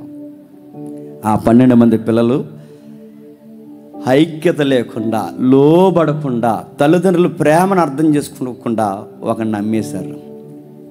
అర్థమవుతున్న చరిత్ర. ఆదాము, నోహు, అబ్రహాము, ఇస్సాకు, యాకోబు. యాకోబుకి 12 మంది. ఈ 12 మందిలో అందరూ 10 మంది కలిసి ఒకరిని నమ్మేశారు అన్యాయంగా. సొంత అన్నయ్యలు అమ్మేశారు, తీసుకెళ్ళి పడేశారు, బానిసత్వంగా చేసేశారు. అలాంటి టైంలో అమ్మబడిన ఆ కుమారుడు ఏమన్నాడంటే, మీరు ఏ కుట్ర చేయలేదు, ఇది దేవుని సంకల్పం, నేను మిమ్మల్ని ఏమన్ను అన్నాడు. చరిత్ర అర్థమవుతుందో లేదో. ఆదాము, నోహు, అబ్రహాము, ఇస్సాకు, యాకోబు చరిత్ర అలా నడిచింది. ఆ చరిత్ర అలాగ ఐగుప్తికి వచ్చింది. యోసేపు కాలంలో చరిత్ర కొంతకాలం అక్కడ ఆగింది. చరిత్ర అలా నడుస్తూ వచ్చి యోసేపు కాలంలో అక్కడ ఆగింది. ఎంతకాలం ఆగింది? 430 సంవత్సరాల చరిత్ర అలా ఈజిప్ట్లో ఆగిపోయింది. 430 సంవత్సరాల చరిత్ర ఈజిప్ట్లో అలా ఆగింది. 430 సంవత్సరాల చరిత్ర స్లో అయింది. 430 సంవత్సరాల చరిత్ర ఐగుప్తిని ఆనుకొని ఉంది. సరిగ్గా ఆ టైంలో ఆనుకున్న టైంలో పితరులైన యాకోబు అక్కడే ఆ 430లోనే మరణించాడు. పితరుడైన యోసేపు ఆ 430లోనే మరణించాడు. మరణించే ముందు ఒక మెసేజ్ ఇచ్చి చచ్చిపోయారు. రే నాన్న, నా చివరి కోరిక ఒకటి ఉందిరా. ఆ చివరి కోరిక ఏంటంటే, నన్ను ఐగుప్తులో కప్పెట్టకండిరా, నన్ను తీసుకెళ్ళి కానాను భూభాగంలో కప్పెట్టండి, నన్ను తీసుకెళ్ళి అక్కడే పాతి పెట్టండి. ఇక్కడ ఎంత రంగరంగ వైభవంగా నా అంత్యక్రియలు జరిగించిన నాకు దాని మీద మనసు లేదు, నన్ను తీసుకెళ్ళి నా పితరుల స్వాస్థ్యంలో నన్ను కప్పెట్టాను అన్నాడు. పని ఆయన అన్నాడు. తర్వాత అంత జ్ఞానం కలిగిన యోసేపు కూడా ఏమన్నాడు తెలుసా? ఒకరోజు వస్తుంది, ఆ రోజు దేవుడు మిమ్మల్ని ఇక్కడి నుంచి తీసుకుని వెళతాడు. ఆ వెళ్ళే లోపు నాకు తెలిసి ఇది చాలా లాంగ్ పీరియడ్ జరుగుద్దని, ఆ వెళ్ళే లోపు నాకు శరీరం ఉండదు, ఎముకలు మాత్రమే ఉంటాయి. ఆ వెళ్ళే టైంలో నా ఎముకలు పట్టుకెళ్ళి నా తండ్రి పితరుల పక్కన పాతి పెట్టండి. వీళ్ళిద్దరూ ఆ 430 సంవత్సరాలు ఒక మెసేజ్ ఇచ్చారు. ఎందుకు ఎముకలు ఎందుకు పట్టుకెళ్ళమన్నారు, శరీరం ఎందుకు పట్టుకెళ్ళమన్నారంటే అప్పటికే వాళ్ళకి చూచాయగా రెజరెక్షన్ అంటే ఏంటో అర్థమవుతుంది. అప్పటికే వాళ్ళకి చూచాయిగా అర్థమవుతుంది ఏమని, ఒక రోకం ఉంది, రాబోతున్న మరొక జీవితం ఉంది, ఈ దేహాలు మళ్ళీ తిరిగి లేస్తాయి, అవి మా పితరులతో పాటు తిరిగి లేవాలన్న ఆ అర్థం ఆ రోజులోనే పరిశుద్ధాత్ముడు చూచాయ ముద్ర ఇస్తాడు వాళ్ళకి. ఆ ముద్రలో వాళ్ళకి అర్థమైంది, ఆ ముద్రలో వాళ్ళు బలపడ్డారు. కనుకే మా శరీరాలు ఇక్కడ ఉండ అన్యుల మధ్య మేము కప్పెట్టబడడానికి వీలు లేదు, మమ్మల్ని తీసుకెళ్ళి అక్కడే కప్పెట్టండి ఒక మెసేజ్ ఇచ్చి చనిపోయారు. తర్వాత మెల్లగా చరిత్ర కదిలింది. బాగా వినండి, చరిత్ర అర్థమవుతుందా? మెల్లగా చరిత్ర కదిలింది. ఆ చరిత్ర కడుతున్నప్పుడు ఏం జరుగుతుంది? బానిసత్వంలో ఉన్నారు, విగ్రహారాధనలు ఉన్నారు, ఆకలి కేకలతో ఉన్నారు, బతుకులు బాలేదు, చివరికి మగపిల్లల్ని చంపేస్తున్నారు, పిల్లల్ని ఊచకోతకు గురి చేస్తున్నారు. ఎంత అన్యాయంగా చూస్తున్నారంటే ఇశ్రాయేలు 430 సంవత్సరాలు ఆగింది చరిత్ర. అక్కడ విగ్రహారాధన, బానిసత్వం, భయంకరమైన బతుకులు, మగపిల్లల్ని చంపేయడం, ఆడపిల్లల్ని ఎత్తుకెళ్ళిపోవడం, రకరకాల కార్యాలు జరుగుతున్నాయి. చివరికి ఎంత నీచంగా వీళ్ళని చూశారంటే ఈజిప్ట్ సిటీలో వీళ్ళు ఉండడానికి వీల్లేదని గోసేను అనే ఒక ప్రాంతం ఇచ్చారే, మీరు ఎలుపులు ఉండండి రా అన్నారు. జాతి వైర్యం, ప్రాంతీయ భేదం, మీరెవరు రా మా మంచి బతకడానికి, పోండి అదిగో ఆ ఊరికి దూరంగా అక్కడ అక్కడ అక్కడ ఉందా మీ ఊరు, అక్కడ పోండి, అక్కడ ఉండండి మీ జాతి అంతా, ఉదయాన్నే పనికి రండి, ఏదో రేషన్ ఇస్తాం తీసుకుని పోండి, పెట్టిందే బంగారం అన్నట్టు తినండి, మళ్ళీ రాయితీలు గొర్రెంటే చంపేస్తాం అనుకున్నారా? సరైన బట్ట లేదు, సరైన నీడ లేదు, సరైన తిండి లేదు, సరైన స్వేచ్ఛ లేదు. అక్కడి వరకు ఎందుకు, మగపిల్లలకు భవిష్యత్తు లేదు. ఏడ్చారు, బానిస బతుకుల్లో నుంచి ఏడ్చారు, ఆ బానిస బతుకుల్లోంచి గొంతెత్తి ఏడ్చారు. 430 సంవత్సరాలు మగ్గిపోతూ, లోపల కుమిలిపోతూ, ఆవేశంతో మా పితరులను జ్ఞాపకం చేసుకున్న దేవా, మా పితరులకు వాగ్దానం చేసిన దేవా, మా పితరులకు మాట ఇచ్చిన దేవా, నువ్వు ఎక్కడున్నావు, మమ్మల్ని జ్ఞాపకం చేసుకో అని అడిగారు. మా ప్రార్థనలకి మనవివు, మా కన్నీళ్లకు అర్హతవు, మా కన్నీళ్ళని జ్ఞాపకం చేసుకో. మాకు జవాబు లేదా, మాకు తిండి లేదు, నీళ్ళు లేదు, మా అబ్రహాముకు మాట ఇచ్చావు, మా ఇస్సాకుకు మాట ఇచ్చావు, మా యాకోబుకు మాట ఇచ్చావు, మా చరిత్ర అలాగొచ్చి ఐగుప్తిలో ఆగిపోయింది ప్రభువా, మా తరాలు ఎక్కడ ఆగిపోయేలా ఉన్నాయి, మా పిల్లలు ఇక్కడ ఆగిపోయేలా ఉన్నారు. ఏడు ప్రభువా మా జీవితం ఇలా ఉందని ఏడ్చినప్పుడు ఫ్రీడమ్ ఫైటర్ని పుట్టించాడు దేవుడు. Freedom fighter Moses. ఆ బానిసర్కంలో, ఆ భయంకరమైన పరిస్థితుల్లో మోసే అనే వ్యక్తి పుట్టాడు. పుట్టినోడు ఇలా అన్నాడు, నా పితరులకు వాగ్దానం చేసిన దేవుడు, నా పితరులను పిలిచిన దేవుడు, నా జాతిని నిలబెట్టి ప్రపంచాన్ని ఆశీర్వదిస్తానన్న దేవుడు, నా దేవుడు, నా యెహోవా, నా ద్వారా ఇశ్రాయేలుకి రక్షణ కలగజేస్తున్నానని అనుకొని మీకు స్వేచ్ఛనవుతాను, మీకు ఊపిరినవుతాను, మీ పక్షాన నేను నిలబడతాను, ఐగుప్తితో నేను ఫైట్ చేస్తాను, ఎదురుగున్నది ఎర్ర సముద్రమైనా ఏ ప్రమాదమైనా నేను నిలబడతాను, ఇశ్రాయేలుకు రక్షకుడిగా దేవుడు నన్ను పుట్టించాడని ఆయన తనలో తాను భావించుకొని, దేవుని ప్రేరణ నిర్ణయించుకొని, ఇశ్రాయేలు కొరకే నేను పుట్టానని తన పుట్టిక పరమార్థాన్ని ఎరిగి, మీ కొరకు నేను ఫైట్ చేస్తానని మోసే వచ్చి తెర మీదకి నిలబడితే ఈ రక్షకుడు నీళ్ళు అన్నారు, ఎవడరా నువ్వు అని అడిగారు. నీ పక్షాన్ని మేము నిలబడతామని మోసే అంటే, నువ్వా మాకు రక్షణ ఇచ్చేది, నువ్వా మాకు స్వేచ్ఛనిచ్చేది, నువ్వు మాకు నాయకుడిగా ఉండాల్సిన అవసరం లేదు. బాధపడ్డాడు. ఈజిప్ట్లో దేవుడు బాగా వినండి, మోసేని ఎలా పెంచాడు చూడండి. ఈజిప్ట్లోనే పుట్టించాడు, ఏ బానిసర్కం ఉందో ఆ బానిసర్కంలోనే పుట్టించాడు, ఆ బానిసర్కంలోనే పెంచాడు, ఆ బానిస బతుకుల మధ్య పుట్టించాడు. అయితే ఆ బానిస బతుకుల్లో నుంచే రాజు దర్బార్లోకి తీసుకెళ్ళాడు, రాజు దర్బార్లో కూర్చోబెట్టే సకల శాస్త్రాలు నేర్పించాడు, సకల శాస్త్రాల అనుభవాల్లో నుంచి అరణ్యానికి తీసుకెళ్ళాడు. అరణ్యంలో 40 సంవత్సరాలు నలిపేశాడు, 40 సంవత్సరాలు నడిపేశాడు, నలిపి ఏడిపించేశాడు. ఆ ఏడిపించేసిన దేవుడు మళ్ళీ అదే ఏ ఐగుప్తీలైతే పెరిగాడో, ఏ ఐగుప్తీలైతే బానిసరకంగా ఉన్నాడో, అదే ఏ ఐగుప్తీలైతే సకల శాస్త్రాలు నేర్చుకున్నాడో, అదే ఐగుప్తి మీదకి ఫైట్కి రెడీ చేసి తీసుకొచ్చాడు. గాడ్స్ ప్లాన్ అంటారు దాన్ని. తీసుకొచ్చి మాట్లాడు, నీ చదువు, నీ బలము, నీ ఔన్నత్యము, నీ పౌరుషం కాదు మోసే, నువ్వు నిలబడు, వెనక నేను చేస్తా కార్యక్రమం. అది కాదు ప్రభా, ఫ్లో పోయింది. ఫ్లో అన్నాడు. ఫ్లో అంటే ఏంటి తెలుసా? నత్తి వచ్చేస్తుంది ప్రభా. ఎందుకంటే అక్కడ ఉన్నప్పుడు బాగా చదువుకునేవాడిని, బాగా మాట్లాడేవాడిని, నా ప్రసంగం బాగుండేది. అక్కడ ఉన్నప్పుడు చక్కగా అందరూ ఎంత మోటివేషన్గా మాట్లాడేవాడిని. నా నాలెడ్జ్ చదివిపోయేది. 40 years పెద్ద టెక్స్ట్ బుక్ లాంగ్వేజ్ ఏం వాడలేదు. ఎందుకంటే 40 సంవత్సరాలు గొర్రెలు వెనకాల తిరిగితే ఏం మాట్లాడతాడండి? డిక్షనరీ లాంగ్వేజ్ ఏం మాట్లాడతాడా? ఇది తప్ప ఇంకేం లేదు ప్రభు. అందుకే పదాలు మిస్ అయిపోయాయి. నేను కూడా అంతే, వీళ్ళు కూడా అంతే. కొన్ని రోజులు మాట్లాడటం మానేసారు. నన్నే ఏదన్నా అంతే. గుర్తుపెట్టుకోండి, ఆ అలవాటు ఉండాలి. అలవాటు పోయింది మోసేకి. అందుకన్నాడు నత్తి వచ్చింది ప్రభా. నత్తివాడు నేనే, నత్తివాడిని పుట్టించేవాడు నేనే, కుంటివాడిని పుట్టించేవాడు నేనే, మోగవాడిని పుట్టించేవాడు. నువ్వు నాకు చెప్తావేంటి? ఏ పాత్రని ఎలా వాడాలి నాకు తెలుసు. నువ్వురా తీసుకొచ్చాడు, వాడాడు, అద్భుతాలు చేశాడు. ఎంత చదువున్నా, ఎంత విద్య ఉన్నా దేవుడు ఏం చేశాడు తెలుసా? బయటికి తీసుకొచ్చి ఐగుప్తిలో విచిత్రమైన కార్యాలు తీసుకొచ్చి ఐగుప్తు నుంచి ఇశ్రాయేలుని మెల్లగా నడిపించి కానానుకు దగ్గర తీసుకొచ్చాడు. సరిగ్గా ఆ కానానుకు దగ్గరకు వస్తున్నప్పుడు సరిగ్గా ఒక 5 పుస్తకాలు రాసిచ్చాడు. ఎన్ని పుస్తకాలు? 5 పుస్తకాలు. ముగించేద్దాం. 5 పుస్తకాలు రాశాడు. 5 పుస్తకాలు మనకు తెలుసు. ఆది కాండం నుంచి ద్వితీయోపదేశ కాండం వరకు. దాన్నే పంచగ్రంథాలు అంటారు. మళ్ళీ మర్చిపోతే మనం పాత నిబంధన యొక్క ఓవరాల్ వ్యూ ఏంటో చూస్తున్నాం. ఈ లైన్ అర్థమైతే మీరు ఏ మూల నుంచి బైబిల్ చదివినా మీకు ఇట్టే అర్థమవుద్ది. నా డేవిడ్ అని మాట్లాడుతూ నేను ఒక పోలిక ఇచ్చాడు. నేను ఏదో అన్నాడండి, ఎవరి కోసమో రాయబడి సంఖ్యాకాండంలో రాయబడింది అన్నాడట. ఏలియా కోసం అంట సంఖ్యాకాండంలో రాయబడిందంట. ఎందుకు ఆ పొరపాట్లు జరుగుతున్నాయి? నీకు ఒక ఓవరాల్ వ్యూ లేదు పాత నిబంధన మీద. ఆ పొరపాట్లు జరగకూడదంటే ఎవరెక్కడుంటారు, సంఖ్యాకాండంలో ఎవరు ఉంటారు, ఏలియా ఎక్కడుంటారు, ఎవరెక్కడుంటారు, ఈ పిక్చర్ బండ గుర్తుంటే బైబిల్ ఏ మూల నుంచి చదివని నీకు అర్థమవుతుంది. 5 కాండాలు రాశారు. 5 కాండాలు రాసినప్పుడు 5 గ్రంథాలు రాసినప్పుడు 5 గ్రంథాలు ఇచ్చి దేవుడు అన్నాడు, మోసే చాలిక నీ ఫైట్ అయిపోయింది, నీ యొక్క ప్రయాణం అయిపోయింది, ఇంక నువ్వు ఆగిపో అన్నాడు. ఇంత చేసిన తర్వాత దేవుడు ఇలాగే గాలి వదిలేస్తాడు. ఏం దేవుడు? గాలి దేవుడు అనలేదు. మోసే లోబడి అన్నాడు, ప్రభా నీ చిత్తమే సిద్ధించు కాక. అంత బాగానే ఉంది ప్రభా. అంటే ఇది వెళ్ళరా, చూస్తావా, లాస్ట్కి ఒకసారి దేశాన్ని చూస్తావా, వెళ్ళరా పైకి ఎక్కు అన్నాడు.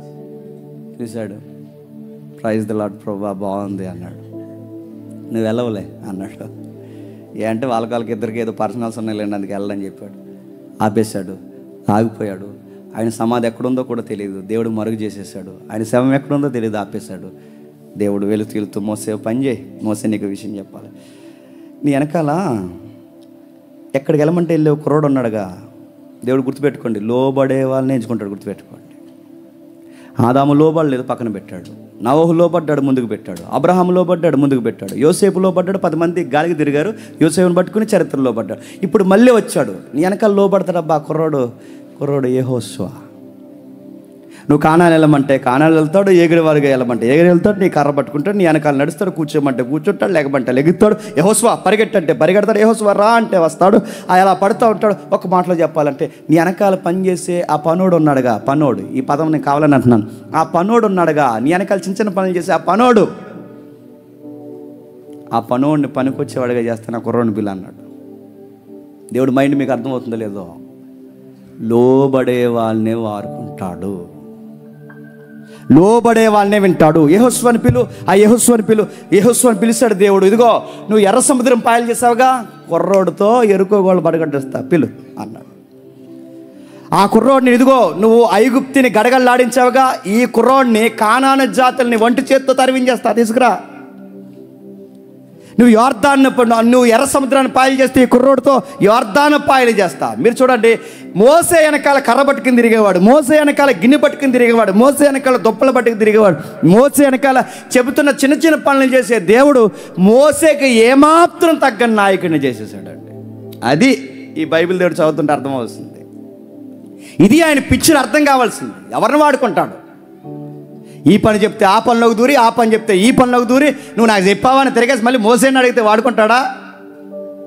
చెప్పే పని తినంగా చెయ్యాలి, చేసే పని తినంగా చెయ్యాలి, తగ్గాలి, లోబడాలి, లెక్కకి తగినట్టుగా వ్యవహరించాలి. అప్పుడేనండి దేవుడు మనతో వండర్స్ చేయిస్తాడు. ఏ స్థాయిలో ఉన్నావో గమనిస్తాడు. బరకలు మాడుతున్నావా చూస్తాడు, వంటలు ఆరుస్తున్నావా చూస్తాడు.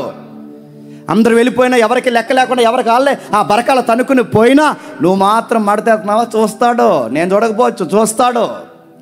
రూమ్లో వాష్రూమ్కి వెళ్ళిన తర్వాత నువ్వు ఎలా యాటిట్యూడ్ని ఎలా ఉందో చూస్తాడు. ఆ వెనకొచ్చే వరకు ఎలా అశుద్ధంగా ఉన్న పని లేదు, నా పనే అయిపోయింది అనుకుంటున్నావు, అదే చూస్తాడు.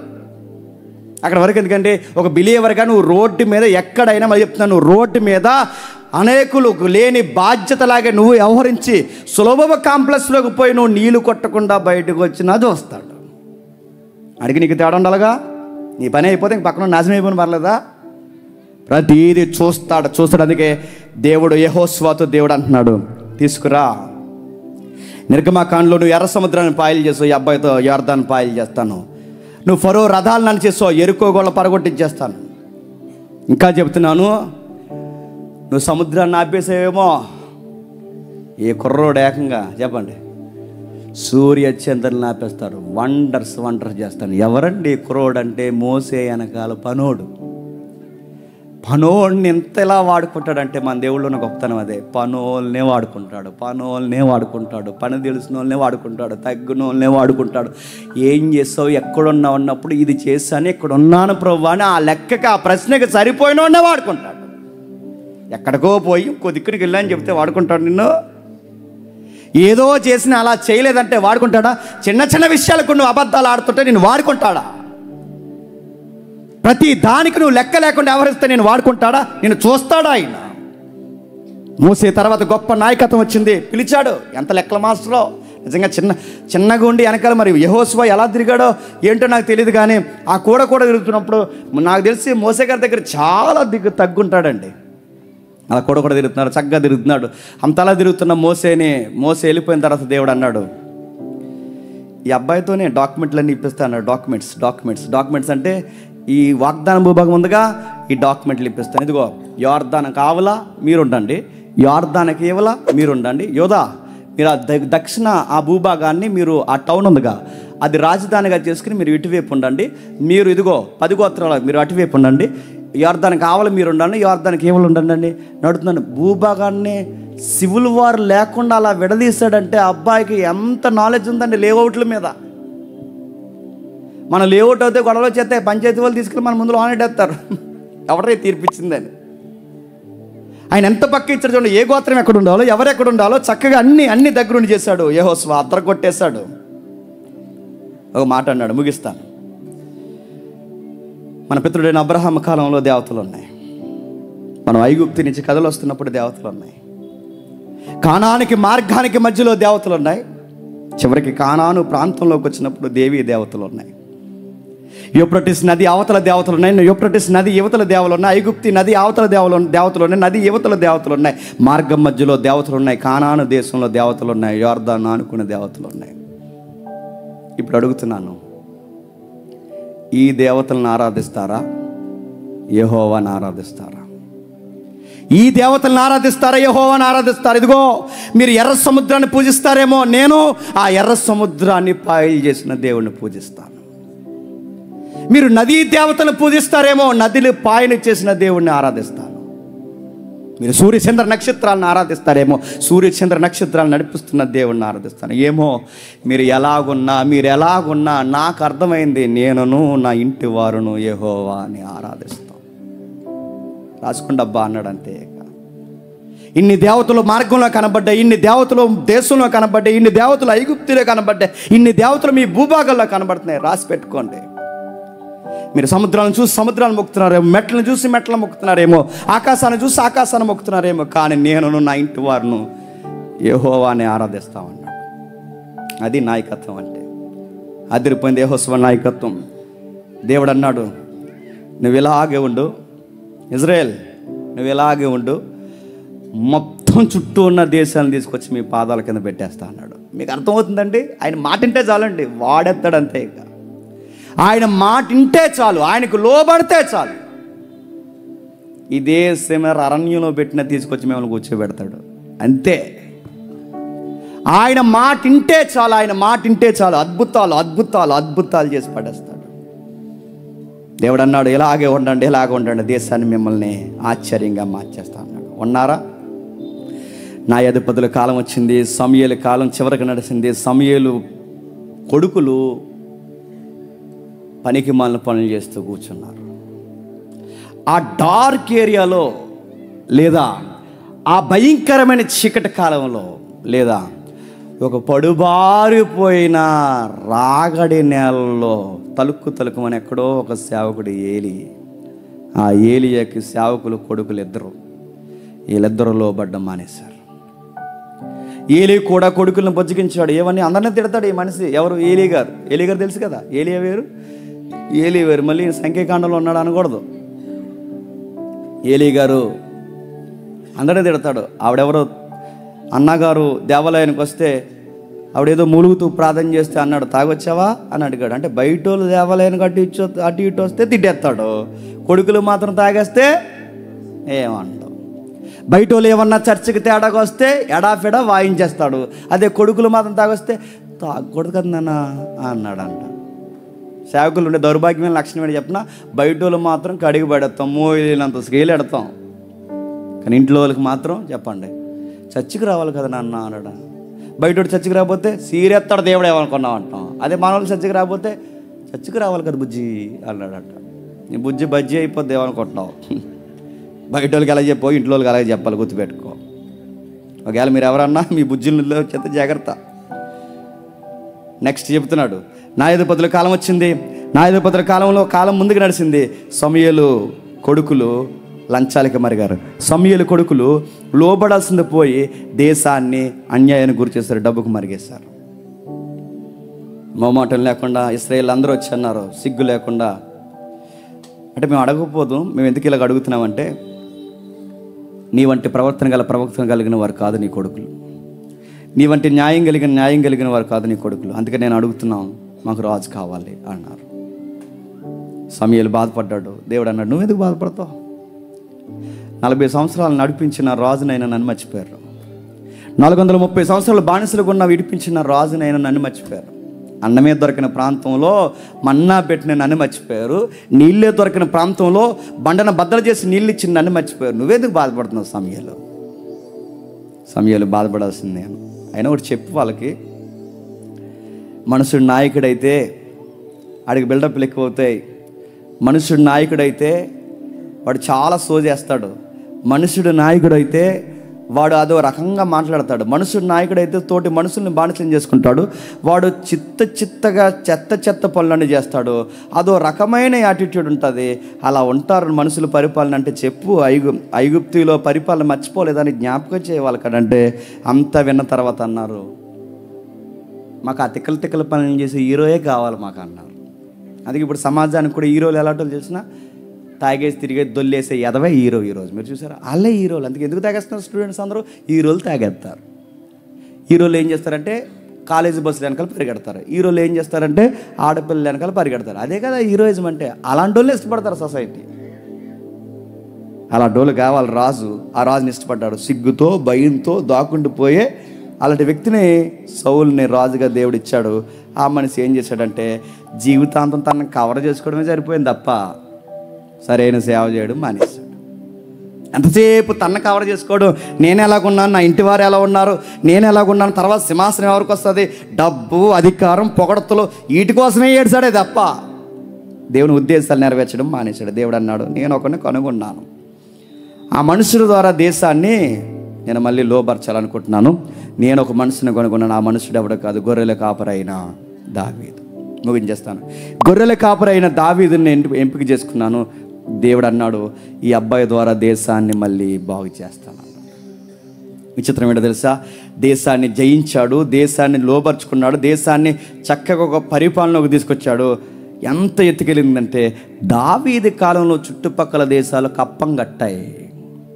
దావీదు కాలంలో చుట్టుపక్కల దేశాలు భయపడిపోయాయి. సొలొమోను కాలంలో ప్రతి ఒక్కరూ దావీదు యొక్క దండయాత్రలో సొలొమోను యొక్క జ్ఞానానికి ఫిదా అయిపోయారు.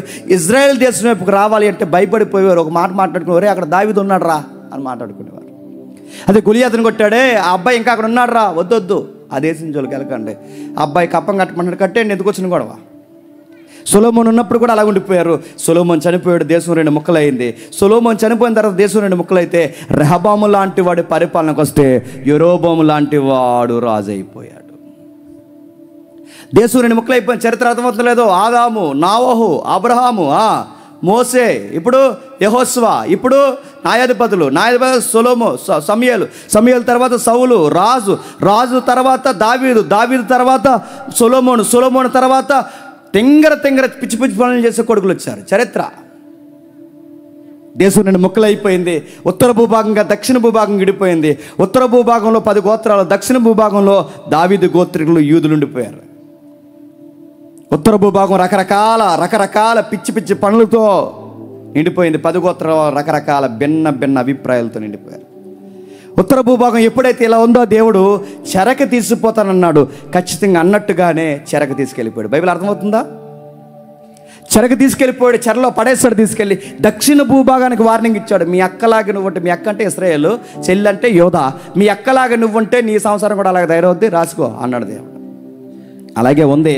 దక్షిణ భూభాగమైన యోధా భూభాగాన్ని కూడా చెరక తీసుకుపోయాడు. ఆ చెరలో నీతిమంతులు కూడా చెరకపోయారు. ఆ నీతిమంతుల్లో ఒకరే దానియేలు స్నేహితులు. చరిత్ర మీకు మళ్ళీ ఏమర్థమవుతుంది? లోబడినంత కాలం ఇజ్రాయెల్ దేశానికి భయపడిపోయారు.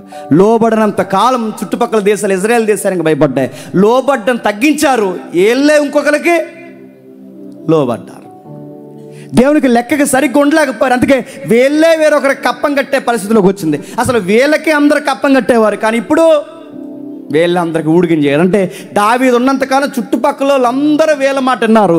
సొలొమోను ఉన్నంతకాలం చుట్టుపక్కల దేశాలన్నీ వీళ్ళ మాట విన్నారు. ఇప్పుడు దేవునికి లోబడే మనుషులు పోయారు, దేశంలో లోబడే తత్వం పోయింది. ఇప్పుడు ఏమైంది? వీళ్ళే ఇంకొకరు లోబడడం, వీళ్ళే ఊడిగించేయడం, వీళ్ళే వేరొకరు కప్పం కట్టడం అయిపోయింది. లోబడ్డం అనే పాయింట్ మిస్ అయ్యింది, దూరం అయిపోయారు. భూభాగాలు మారుతున్నాయి, రకరకాల ప్రాంతాలు మారుతున్నాయి, చెరగపోయారు. సొలొమోను వైభాగ్యం అంతా పోయింది, దావీదు వైభాగ్యం అంతా పోయింది, ఇజ్రాయేల్ దేశం భయం పోయింది. చదువుతుంటే అర్థం అవుద్ది. ఇజ్రాయేల్ని చూసి భయపడే దేశాలు ఇజ్రాయేల్ని చూసి నవ్వుకునే పరిస్థితికి వచ్చేసాయి. మంచి యువకులను కూడా తీసుకెళ్ళిపోయారు. తర్వాత అశూరు దండయాత్రలు, బబులోను దండయాత్రలు ప్రారంభమైపోయాయి. యూఫ్రటీస్ టైగ్రిస్ నది ఆవలకి వాళ్ళని తీసుకుని పోయారు. బాగా వినండి, తిరిగి ఏ బానిసర్క నుంచి అయితే ఐగుప్తు నుంచి వచ్చారో అలా తిరిగి మళ్ళీ బానిసర్కంలోకి వచ్చేస్తారు. అది హిస్టరీ. ఎలాగైతే బానిసర్క నుంచి బయటకు వచ్చారో మళ్ళీ అలా తిరిగి బానిసర్కంలోకి వచ్చేసారు. ఏమి సాధించారు? లోబడకపోతే పట్టుకోండి, లోబడకపోతే ఎప్పుడు రాసి పెట్టుకోండి. ఎలాగ ఎదుగుతామో చెప్పండి, అలాగే తీసుకొచ్చి బూడిదలో కూర్చోబెడతాడు మళ్ళీ. ఇది లెక్క. ఆదాము లోబడలేదు, దించాడు. నోవహు లోబడ్డాడు, ఎత్తాడు. అబ్రహాము లోబడ్డాడు, హెచ్చించాడు. ఇంకా తర్వాత ఇస్సాకు లోబడ్డాడు, దీవించాడు. యాకోబు మారాడు, ఫలభరితంగా మాసాడు. 12 మందిలో 11 మంది ఒక్కటయ్యారు. అన్నం దొరకకుండా చేసేసాడు ఆ 11 మందిని. లోబడిన వాడిని తీసుకెళ్ళి ఐగుప్తు సింహాసనం మీద కూర్చోబెట్టేశాడు. మాట మిన్న యెహోషువని న్యాయాధిపతిని చేశాడు. 20 లక్షల మందిని పక్కన పెట్టాడు. కాలేబు యెహోషువని తెర మీద తీసుకొచ్చాడు. మాట విన్న వాళ్ళనే వాడుకుంటాడు. చరిత్ర తీసుకుని వచ్చాడు. సౌలు మాట లేదు, తీసి పక్కన పడేశాడు. దావీదు మాట ఉన్నాడు, తీసుకొచ్చి ముందు పెట్టుకున్నాడు. సొలొమోను మాట విన్నాడు, బాగానే వాడుకున్నాడు. కాలం విడిపోయింది, 2 భాగాలుగా విడిపోయింది. దేశాన్ని తీసుకెళ్ళి మాట వినకపోయేసరికి తిప్పి మళ్ళీ అలా రొంపు పరిస్థితులను తీసుకొచ్చి మళ్ళీ బానిసర్కులను కూర్చోబెట్టాడు. ఎన్ని సంవత్సరాలు? 10 సంవత్సరాలు అయిపోయింది. దేవుడు అప్పుడు ప్రవక్తను పంపించాడు. యెర్మియా, యెషయా ప్రవక్తలు వచ్చారు. ఆ టైంలో వచ్చి అన్నాడు, దేవుడు మీకు మాట ఇస్తున్నాడు, బాధపడకండి, మీరు చేసుకున్నదే మరి ఏం చేస్తాం, ఇలా చేశారు. దేవుడు మాట ఇచ్చాడు, ఈ ఫిగర్ కూడా రాసి పెట్టుకోండి అన్నాడు. ఆ ఫిగర్ ఏంటంటే సరిగ్గా 70 సంవత్సరాల తర్వాత దేవుడు మిమ్మల్ని బయటికి తీసుకొస్తాడు. ఇది దేవుడు ఇచ్చే వాగ్దానం. సరిగ్గా 70 సంవత్సరాల తర్వాత దేవుడు మిమ్మల్ని తీసుకొస్తాడు అన్నట్టుగానే తీసుకొచ్చే ప్రయత్నాలు చేశాడు. ఆ ప్రయత్నాల్లో దేవుడు కొందరు లోబడే వ్యక్తుల్ని మళ్ళీ చరిత్రని కదిలించడానికి వాడుకున్నాడు. చరిత్రను కదుపుతున్నాడు, మళ్ళీ కదుపుతున్నాడు. 70 ఏళ్ళు అక్కడ ఆగిపోయిన చరిత్ర, మళ్ళీ చరిత్ర కదిపాడు. అందులో కదిపిన వ్యక్తుల్లో వాడబడిన వ్యక్తులు జెరుబ్బాబెలు, ఎజ్రా, నెహెమ్యా, ఎస్తేరు, రాజు అయిన కొరేసు, దానియేలు, ఇలాంటి వ్యక్తులు కదులుతుంటారు అక్కడ. మళ్ళీ చరిత్ర కదిలింది. మళ్ళీ చెర నుండి బయటకు వచ్చారు. చెర నుండి బయటకు వచ్చాక ఆ బయటకు వచ్చిన తర్వాత దేవాలయం చూశారు. 70 ఏళ్ళ తర్వాత బయటకు వచ్చి బట్టలు చింపుకున్నారు, బూడులు జల్లుకున్నారు, ఏడుస్తారు. ఎందుకు ఏడుస్తున్నారా అని అడిగితే చెప్పారు, నెహెమ్యా అయ్యంలో ప్రజలు చాలా ఏడ్చారు యెరూషలేమును చూసి, దేవాలయాన్ని చూసి. ఎందుకు ఏడ్చారు చెప్పిన? మా పితరుడైన సొలొమోను వైభవం ఏదని ఏడ్చారు. మా పితరుడైన దావీదు వైభవం ఏదని ఏడ్చారు. ఆ పూర్వకాలం దేవుడు చూసిన ఘనతేది దేశానికని ఏడ్చారు, బాధపడ్డారు. అర్హత కోల్పోయాం, జీవితాన్ని పాడు చేసుకున్నాం. ఏ బానిసరకం నుంచి వచ్చామో మళ్ళీ తిరిగి బానిసరకంలోకి వచ్చాం. తిరిగి వచ్చే సమయానికి మా ఇల్లంతా గొల్ల అయిపోయింది. మందిరం బాగాలేదు, దేశం బాగాలేదు. నెహెమ్యా ఏడ్చాడు, ఎజ్రా ఏడ్చారు, అందరూ బాధపడ్డారు. పితరులందరూ చంపలేసుకున్నారు, తప్పైపోయింది. ఇంకెప్పుడు దేవునికి ఇలా ఉండకూడదు అనుకున్నారు. ఈలోపు దేవుడు ముగించేస్తున్నాను, దూరంగా వెళ్ళిపోయాడు. 400 సంవత్సరాలు వీళ్ళతో మాట్లాడడం మానేశాడు. ఎన్ని సంవత్సరాలు అండి? లోబడేవాడు ఒక్కడ కాకపోయినా ఒక్కడు లేకపోతే 400 సంవత్సరాలు నిశ్శబ్ద కాలంలోకి వెళ్ళిపోయాడు. ఆ నిశ్శబ్ద కాలంలో దేవుడు ఇక ఇశ్రాయేలుకి దర్శనం లేదు, మలాకి రాసేసి ముగించేశాడు. ఇంకా 430 సంవత్సరాలు ఈ చరిత్ర బాగా వినండి. ఆ నిశ్శబ్దం వెనక్కి వెళ్ళి ఆదికాండం నుంచి మలాకి వరకు చదువుతుంటే ఒక రైటర్ అన్నాడు, ఈ దేవుడు ఇశ్రాయేల్ జాతికి అర్థమయ్యేది లేదు తెలియదు, కానీ ఈ ఆదికాండం నుంచి మలాకి వరకు చదువుతుంటే మనకు అర్థమైన దేవుడు వీళ్ళకి ఎందుకు అర్థం లేదబ్బా అని బాధపడ్డాడు. కొన్ని పాయింట్స్ హైలైట్ చేసాడు, భలే ఉన్నాయండి. తన బలము చూపించి ఇశ్రాయేలు దేశాన్ని ఐగుప్తు నుంచి నడిపించిన, ఎర్ర సముద్రాన్ని పాయలు చేసిన ఆ దేవుడు మనకు అర్థమవుతున్నాడు చదువుతుంటే. ఇశ్రాయేలుకి ఎందుకు అర్థం అవ్వలేదబ్బా అని ఏడ్చాడు. ఎర్ర సముద్రాన్ని పాయలు చేయడమే కాదు, ఆరిన నేల మీద నడిపించిన ఆ దేవుడు మనకు అర్థం అవుతున్నాడు, నడిచిన వాళ్ళకి ఎందుకు అర్థం అవ్వలేదబ్బా అని ఏడ్చాడు. ఎరుకో గోడల్ని ఎవరో కూర్చలేని బలమైన గోడల్ని కూల్స్తే ఆ గోడల ముందు ప్రదర్శన చేసిన ఆ ఇశ్రాయేలుకి అర్థం అవ్వలేదు, గోడలు కూల్చిన ఆ దేవుడు మనకు అర్థమవుతున్నాడు, వాళ్ళకి ఎందుకు అర్థం అవ్వలేదబ్బా. సొలొమోను మందిరం మీద మేఘంగా దిగవచ్చి తన సన్నిధిని కనపరుస్తుంటే ఆ మేఘంగా దిగిన ఆ దేవుని సన్నిధి వెనకున్న ఆ దేవుని యొక్క కృప మనకు అర్థమవుతుంది, ఆ దేవుడు వీళ్ళకి ఎందుకు అర్థం అవ్వట్లేదబ్బా. అరణ్యంలో మన్నాను కురిపించినప్పుడు ఆ మన్నాను కురిపించిన దేవుడు ఎవరు మనకు అర్థమవుతుందబ్బా, వాళ్ళకి అర్థం అవ్వట్లేదు. బండలు చీల్చిన దేవుడు ఎవరు, ఆ బండలు చీల్చిన దేవుడు వాళ్ళకి అర్థం లేదు, మనకు అర్థమవుతున్నాడు. సూర్యచంద్ర నక్షత్రాలను గిబియోన్లో ఆగిపో అంటే సూర్యచంద్రుడు ఆగిపోయారు, ఆ ఆపేసిన దేవుడు మనకు అర్థమవుతున్నాడు, వీళ్ళకి ఎందుకు అర్థం అవ్వట్లేదు. అలా చదువుతూ ఉంటే ఎర్ర సముద్రం వెనక్కున్న దేవుడు ఎవరు, ఎరుకో గోడలు వెనక్కున్న దేవుడు ఎవరు, సొలొమోను మందిరం వెనకాల ఉన్న దేవుడు ఎవరు, బండను బద్దలు చేసిన ఆ దేవుడు ఎవరు, సూర్యచంద్ర నక్షత్రాలు ఆపేసిన ఆ గంభీరమైన దేవుడు ఎవరు, ఎవరు ఎవరు ఎవరు ఆ నిశ్శబ్ద కాలంలో వినబడే మెల్లని స్వరం, ఆయన పేరు యెహోవా. అబ్రహాము ఇస్సాకులకి మాట ఇచ్చిన యెహోవా మాట్లాడడం మానేశాడు. అంతే. 430 సంవత్సరాలు బాగా వినండి. ఐగుప్తి నుంచి ఆదాము నుంచి ప్రారంభమైన చరిత్ర అలాగొచ్చి 430 సంవత్సరాలు నిశ్శబ్ద కాలంలో చరిత్ర అలా ఆగిపోయింది. అక్కడతో పాత నిబంధన ఆపేశాడు దేవుడు, వదిలేసే ప్రభు అంటే వదలలేదు. మీకు అర్థమవుతుందా? 400 400 400 400 ఈ 400 చెప్పండి, ఐగుప్తి 400. నాకు అర్థమవుతుంది, మీకు అర్థమవుతుందో లేదో? 400 సంవత్సరాలు అంటే ఏ 400 సంవత్సరాలు నిశ్శబ్దంగా దేవుడు ఉన్నాడు ఐగుప్తిలో, మళ్ళీ అలాగే 400 సంవత్సరాలు నిశ్శబ్దంగా ఉన్నాడు. ముగించేస్తున్నా. ఆ నిశ్శబ్దం ఐగుప్తిలో 430 సంవత్సరాల తర్వాత ఫైటర్ పుట్టాడు మోజెస్. మళ్ళీ 400 సంవత్సరాల తర్వాత వారియర్ వచ్చాడు, సేవియర్ వచ్చాడు.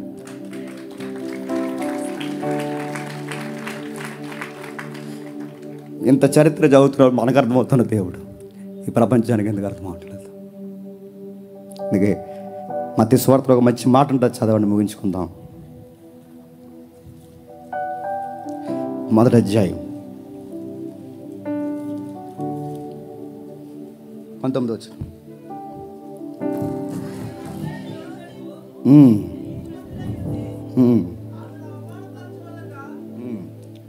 చదవండి, ఆ వచనం కంటిన్యూ చదవండి.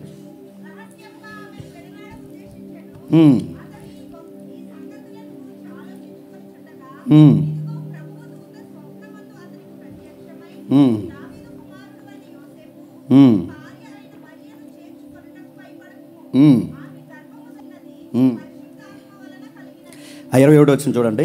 తన ప్రజలను తన ప్రజలను వారి పాపముల నుండి ఆయనే రక్షించును కనుక ఆయనకి యేసు అని పేరు ఆయనకి యేసు అని పేరు పెట్టిన. ఐగుప్తీయుల రక్షకుడు ఎవరండి? మోసే. 430 సంవత్సరాల ఐగుప్తీయుల రక్షకుడు మోసే అయితే మళ్ళీ నిశ్శబ్దం 400 సంవత్సరాల తర్వాత ఇప్పుడు నిజమైన రక్షకుడిగా ఎవరు వచ్చారో తెలుసా? అదృశ్య దేవుని స్వరూపమైన దేవుని కుమారుడిలోకి వచ్చాడు. దేవుడు అన్నాడు, నేను ఇమ్మానుయేల్. దేవుడు అన్నాడు, మీ రక్షకుడిని. దేవుడు అన్నాడు, ఇక మిమ్మల్ని నిలవను ఎడబాయను.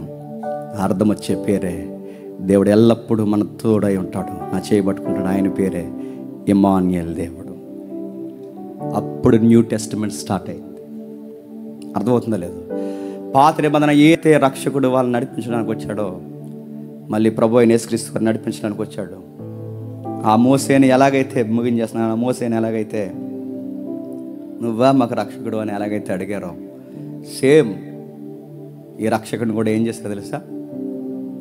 సిలువ వేసి చంపేశారు. ఈ ప్రపంచం సిలువుకు అప్పగించేశారు, భయంకరంగా హేళన చేశారు. దేవుడే దీనుడికి వచ్చి మనం వచ్చి నిలబడితే నువ్వు మాకు అవసరం లేదు, నువ్వు మాకు రక్షకుడు పెట్టని ఈ రోజుకి ఆయన్ని ఎటకారం చేస్తున్నారు. ఇది బైబుల్. ఓవరాల్ వ్యూలో పాత నిబంధన ఏంటంటే ఇది కన్నీటి గాథ, మానవుని గాథ, దేవుని ఆవేదన, దేవుని సంకల్పం. ఇది పాత నిబంధన. క్రొత్త నిబంధన ఎలా ఉంటుందంటే రేపు వినండి, వండర్ అయిపోతాం. మళ్ళీ చరిత్ర అలాగే మొదలవుతుందండి. చిత్రంగా ఉంటుందండి బైబిల్ చదువుతుంటే.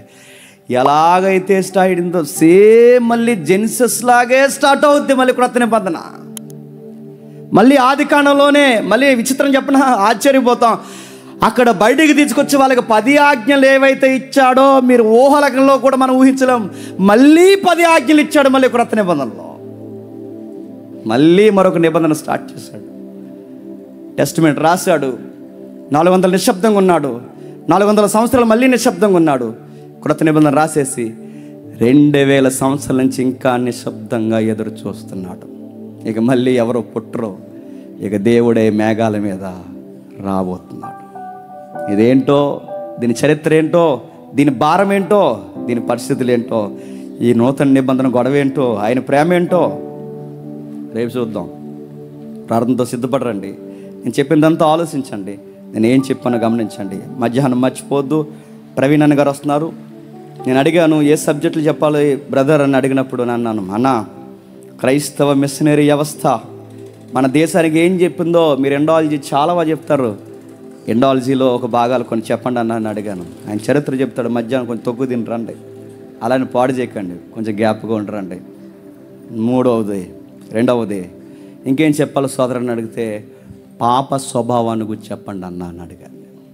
ఈ 2 సబ్జెక్టులు మనం డీల్ చేస్తారు. అయినా మీరు ఎంత త్వరగా వచ్చి మీరు ఎంత ఇంట్రెస్ట్గా ఉంటే అంత బాగా ఆయన మీకు అర్థమయ్యేలా చెప్తాడు. ఎందుకంటే మేము ఒకరికొకరు అలవాటు అయిపోయాం కనుక అర్థమైందా లేదా అని అడుగుతాం. ఆయన కొత్తగా వస్తున్నాడు కనుక మీకు అర్థం అవ్వకపోయినా అర్థమైనట్టు మొక్కలు అర్థమయ్యేలా చెప్తాడు. ప్రార్థన చేసుకుంటాం.